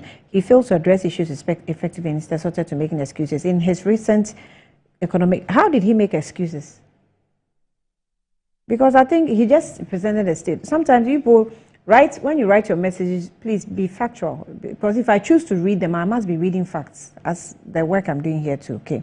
So he says that it's disappointing to see the finance minister spending all the time regurgitating the same messaging as the president, as if we are on a campaign trail reciting a manifesto. Okay. Let me end here. Your message is very long, so let me cut it short. He said that the nation cannot afford to continue down path of blame game and shifting empty rhetoric. You say MD says you also you sent that in. All right, let me let me give you the chance to make your points, and then I'll jump into Galamsey quickly. I'm happy with the last person says we cannot continue to do this blame game thing. When it's right, we should state that it is right. When it's wrong, it is wrong.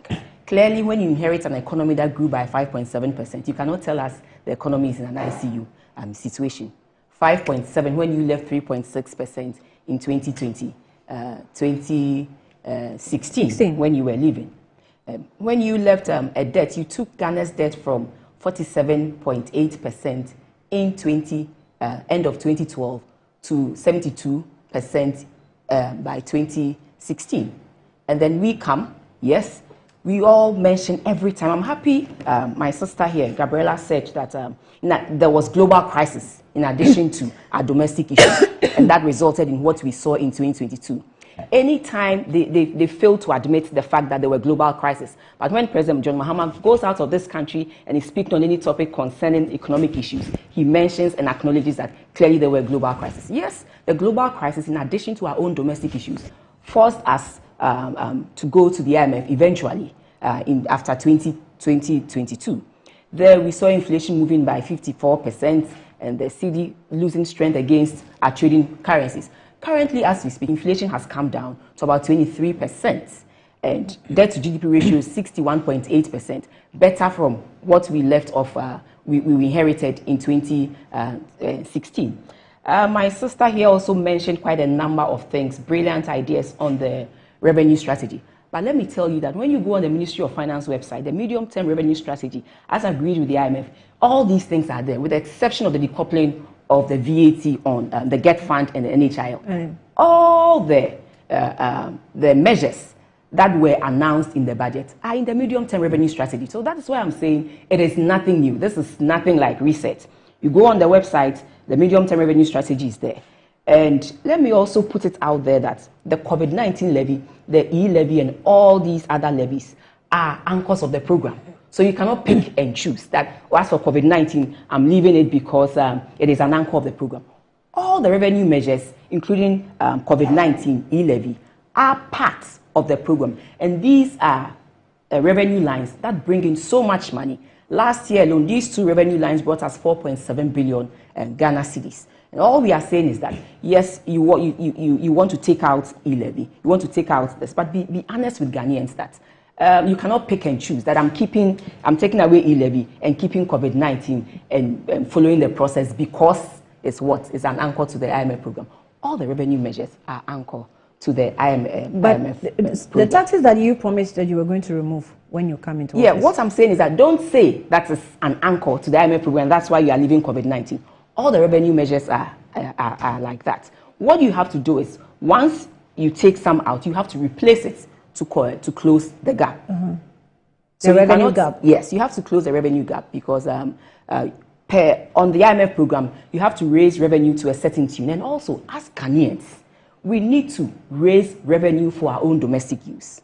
How are you going to close the revenue gap if you had one election and you are taking away? We did not win the election. Our brothers on the other side have won the election. Yes, but you had a plan. Our brothers on the other side have won the election. I'm saying so currently, our plan will not matter No, so it let's will speak matter. to the plan. No, it's a national. No, Annie, it's a national Annie, program. It's a this national budget development. has not got our plans in there. It is the plans of the NDC. So we fine tune it to make it work for the nation. So let me ask that you. Is all I'm so let me saying. ask you this: was it going to be possible if you had removed those taxes you promised to have removed if you had won, to replace or close the revenue gap? Was it going to be possible? We were going to come under quite a number of revenue measures, like she mentioned the compliance issue. The compliance issue is already stated in the medium-term revenue strategy, and we got to know through the NIA cards that there were quite a number of people who were working and eligible to pay taxes but were not on the tax net. So we were going to use the same compliance measures, aggressive compliance measures, to make sure we bring in. We had a program, we implemented the program, and in 2024, that was how come, in addition to all the other handles, we saw us increasing and hitting the target over and above to the tune of 186 million. Annie, let me also mention that you said that Felix Ofosu-Kwakye mentioned responded to the compensation issue of 2.7 billion. I'm afraid that is not true. The issue is in 2024, when you look at the Office of Government Machinery, which is the Jubilee House, we had quite a number of agencies under it. We had the Ministry of Public Enterprises under it. We had the Scholarship Secretariat under it. We had MASLOC under it. We had the NIA under it. We also had the Development Authorities, the Home Rental Scheme, and the Council of State.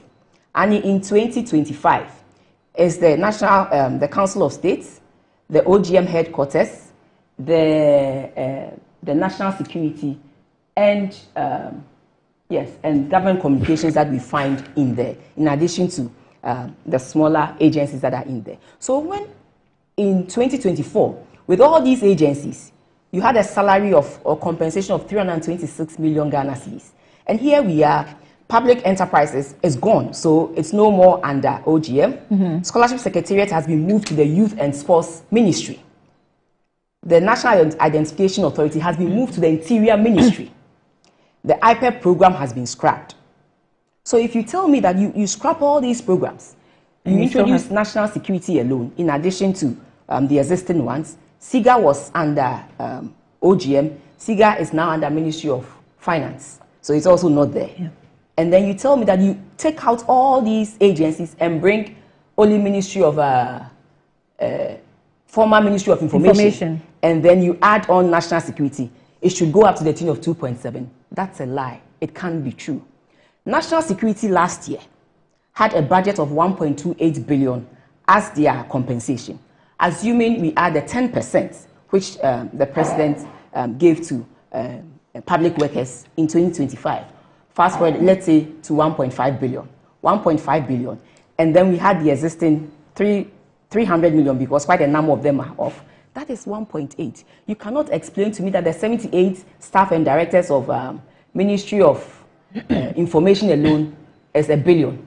Check their salary last year. So they should come again. We believe that the salary under the Jubilee House, the 2.7, is over bloated. And if they claim that they want to rationalize expenditure, they should start from that place. You made this point during the budget debate? We are yet to start the budget debate. Well, we have to start. Yeah. Oh, you haven't started yet? It's starting tomorrow. It's tomorrow. So you would demand a further explanation to that? That's all we are asking for, that we need further and better particulars to this particular issue, because you can't take away 6 or 7 and include 2, and 2, like I stated, maximum national security had last year was 1.28 billion. Fast forward, you add the 10% to it, you even add the 10% to the agencies that have been put here, and 2.7 billion, Annie, it's unheard of in compensation alone. Not just that, you introduce quite a number of new interventions, giving them huge sums of money, and then you give the women's banking, which is very dear to you, and it's something that you really campaigned on, 51 million Ghana cedis. As seed money. I thought it was a bank. And if it's a bank, what's the minimum capital requirements for banks? 400 million. No, but you are ignoring the fact that they say seed money. Seed money does not necessarily translate into the capital requirements. So how are they going to? So then in the budget, that is also lacking. That is why I'm saying that this budget lacks credibility, because if you put in 51 million as the the seed money, how are they going to raise? At least then tell us how they are also going to raise the difference.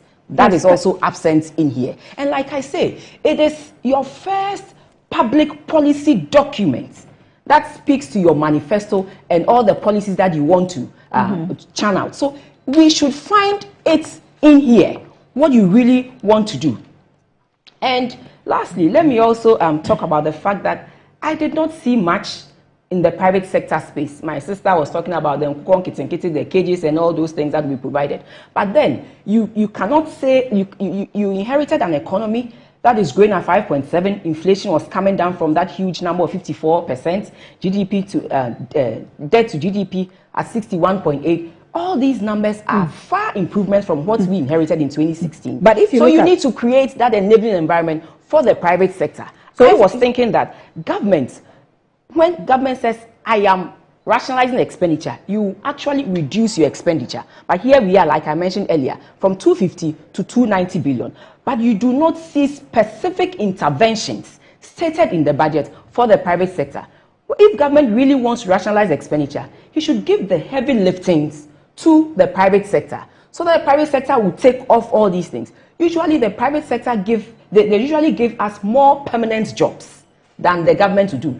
Government jobs are usually temporary. My sister here said that it's 4 years. They have a 4-year term. Beyond 4 years, and then what happens? But if you empower the private sector, their jobs are more lasting beyond a term of any government. And so I think we should put more emphasis on creating that enabling environment for the private sector so that they can do the heavy lifting. And that is what I also did not see here. And let me also mention the fact that the Agenda 111, we had ring-fence sources of money to make sure we complete. Nobody ever said we were completing 101 or 111 hospitals in a day. This is propaganda. It doesn't happen. Even if you give contractors the same day and the same resources, they are all not the same. So clearly we had a plan. We never said we had completed all the 111. We had a plan to complete quite a number in 2024 based on the revenues that will come in. And we also ring-fenced the Ghana Infrastructure and Investment Fund, the GIF, to be able to do that. We put in some monies there. They also use that to raise more money to help us complete those hospitals. But what did we see? We saw no allocation. Of what good do you do to a new government having such a capital-intensive policy, and you leave no finances for the governments that will come? Annie, you mentioned one thing. You said government is a going concern. It is a going concern. In 2017, when the NDC government was leaving power, they claimed, and true, they left 250 million in the sinking fund. And then the external debt to be paid in 2017 was $1 billion. Did we ask them when we were going to get the 750 million to pay? It's a going concern. So together, we make sure we provided for and serviced those debts in 2017. So you cannot say you left this. It is a going concern. So whatever you inherit, you try as much as possible to work at it. Then you're not being fair to this government, because this government came and went for loan to pay debts that you left. And then you went to the market to say or accuse the government of borrowing such and such amounts of money. Government went for a loan to do what? Government paid for debts that you left. We're not servicing debts in the past years. So government came and they started servicing debts. But we said that we're blaming the government. Let me tell you, we haven't started. No, maybe you don't know. Don't. Let me tell you. Just land and let me tell you. We haven't started resuming paying our external debts. We haven't. So we are not servicing external. It is the agreement that we had with our external debt people and then our domestic debt people that we are taking care of. And then in 2025, during the transition, we made it known to the minister, the current minister, my own brother, Honorable... During the transition? Forcing, that we usually pay 2 coupons, one in February, one in August. And so the one in February we know will be due shortly. So what we have done is to ring-fence the IMF funding that we got in December 2024. Keep it for you to be able to do that. So you find your feet and you tell me what? They went to borrow to do what? So what did they do? So that is what I'm saying. Annie, if you are not seated with the facts, let's not throw things out here. No. So the what did truth they do is that in we ring-fenced that 326 million Ghana cedis for them to enable them pay the coupon that was due. That a little over 6 billion Ghana cedis coupon that they paid in February, and we're happy to announce to the whole world that they have paid this. So that is what we did. We know that it's a going concern. So if there is any support that we can also offer, we do it. And it is in that same vein that they left the 250 million in the sinking fund. And then when we found our feet, we were able to pay the 750 million. And then with the debt, the domestic debt exchange, we had about 96% participation. The 4%, let me tell you that it was voluntary, like you also said. And the 4% that did not take part in it, their monies, when it's due, will be given to them. Their interests have been paid to them. Consistently, their interests are being paid according to the schedule that they had for the old one. So for us to say that, hey, their monies would have been lost, it's those propaganda that destroys the financial sector. That is not true. The 4%, yes, we gave them timelines. There were times that it was very, very challenging for the government to live up to it. But eventually, we gave them what is due. All those who did not participate in the domestic debt exchange, they have their monies. When it's due, they will get what is due them. But never should somebody say that if you do not participate, your money will be lost.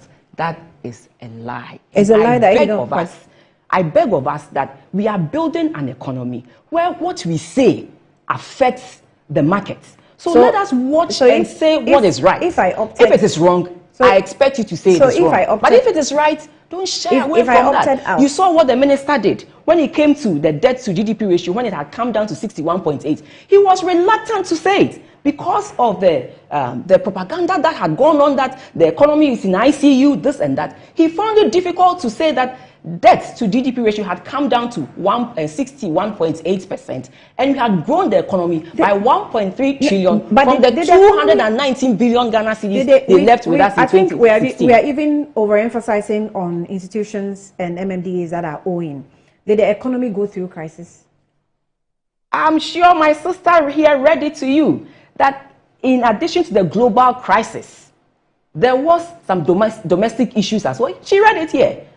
She read it here. So there's no argument. And you are a Ghanaian. You cannot sit here and ask me whether the economy went through crisis or not. We all saw the COVID-19, and later when we thought things were going to come back to normal, we were hit by the Russian-Ukraine war, where we do a lot of our imports in terms of our building materials, in terms of flour and all the other things. So every economy was hit, including ours, in addition to our own domestic issues and challenges that we had. So yes, we won't run away from that fact. And that is why we came up with the post-COVID-19 program for economic growth. That's the PCPEC, which we sent to the IMF to help us implement.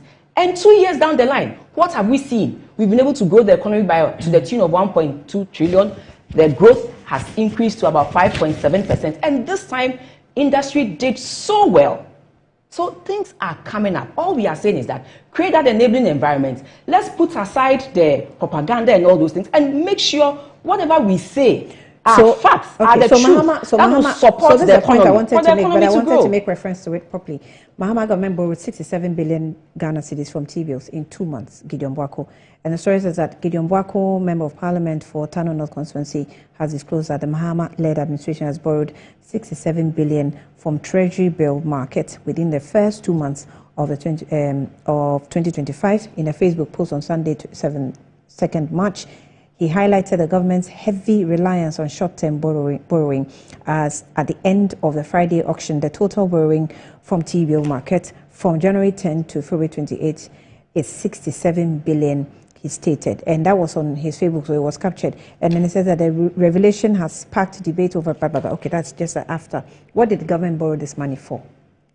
I'm not in government, so I can't tell what government borrowed the money for. But Danny, let me tell you, I keep on telling everybody that governments in a year will tell us from the budget how much is going to borrow. You understand? Because once we show our revenue and then we show our expenditure, whenever there's a gap, government borrows to close that gap. Okay. But the most important thing is, what are they using it for? I am not in government currently, so I cannot tell what exactly they are using it for. But what we are saying is that One, don't claim and pretend as if you are not borrowing. You are borrowing. The most important thing is that use it for other equal measures that will generate some kind of growth in the economy. That is what we are speaking to. That use it for measures that will generate economic growth in the economy, because that is what will affect us all positively. And let's not pretend as if you are not borrowing, you have done better borrowing, you are borrowing. But all we are saying is that let's all use what we have borrowed for equally good measures that will generate economic growth. And we borrowed some for the Agenda 111, we borrowed some for other infrastructures, we borrowed some to make things better in the economy. We cannot run away from that fact. So the whole idea is that make sure whatever you are using it for will equally generate something that will add positively to the growth of the economy. Let me give the rest of the minutes to Gabi. I'm sorry, a few minutes to go, like 2-3 minutes. Now, if there's a over-reliance on treasury markets, quote unquote, now who calls them? We can't go to the international markets. The bond market, you know, what's the situation with it. Now, the question is on the 14th of March, when government borrowed at what interest rate? She was talking about some figures. As at 2022, treasury bill rates was, government was borrowing from the treasury market at 35.5%. In 2023, they were doing 29.4%, and in 2024, they ended the year at 28%. His Excellency John Dramani Mohammed Nato Forson are doing it at 15.9%.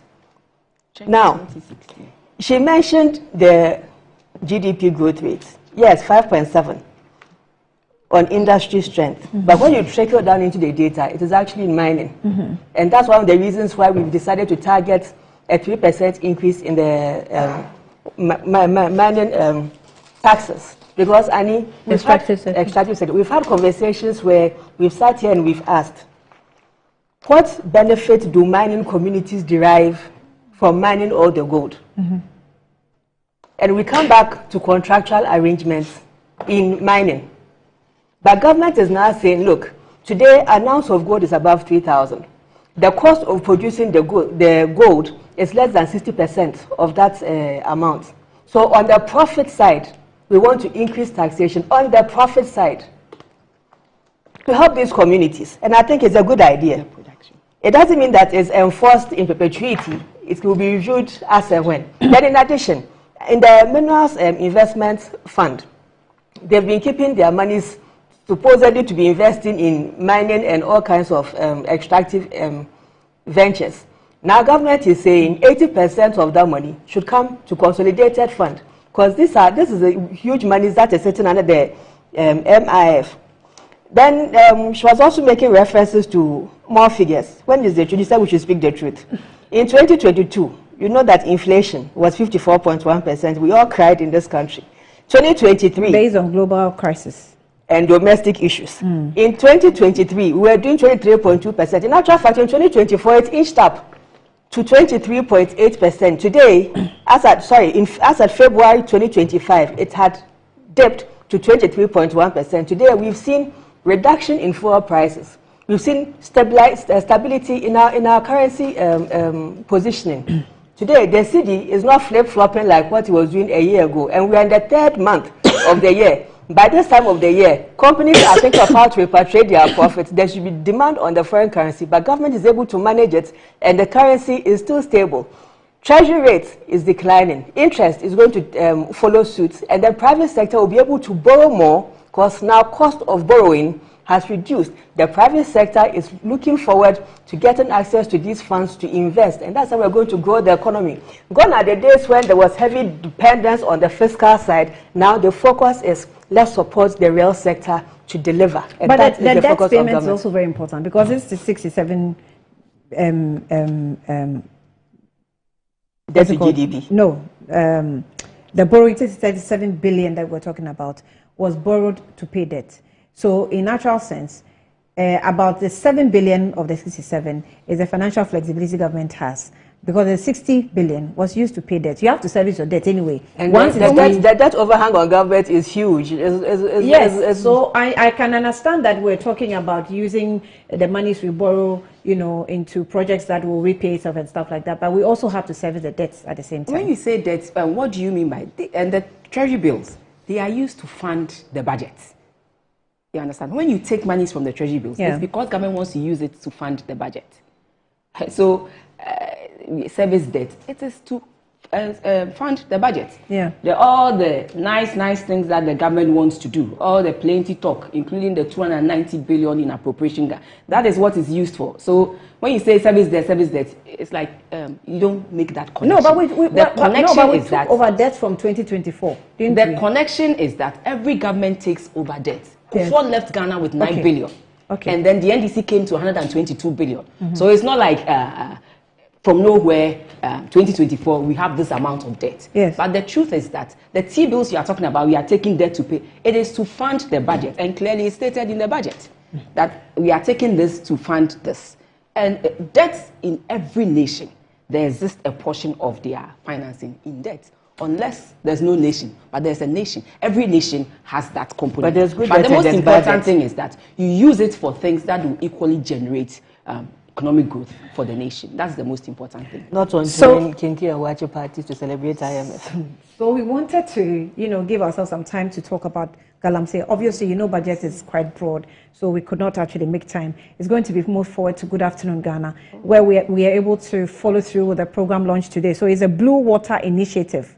That is one of the programs that government intends to do in terms of protecting our water bodies and, getting rid of this Galamsey menace. And we wanted to speak with one of the accused persons in Galamsey, but we will call him later on Good Afternoon Ghana, to talk about the issue and then get into the Galamsey fights as well. So it's a Blue Water Initiative. Gabi, I'm sorry you couldn't, have time to talk about it, but we will follow through with Metro TV's platform and, let you know what that is all about. So it says a Blue Water Initiative, launch of River Guards training program. Now, I don't know if this is a repetition of the same task forces, plenty of them we've used in the past.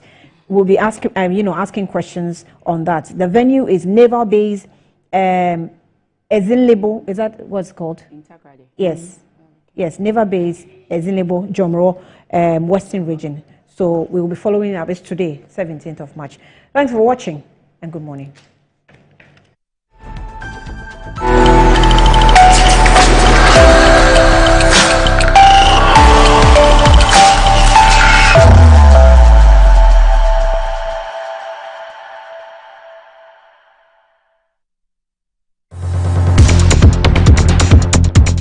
More than 80% of global trade is carried by sea. Most of the products we consume daily travel through ports, making them a key link in the global supply chain.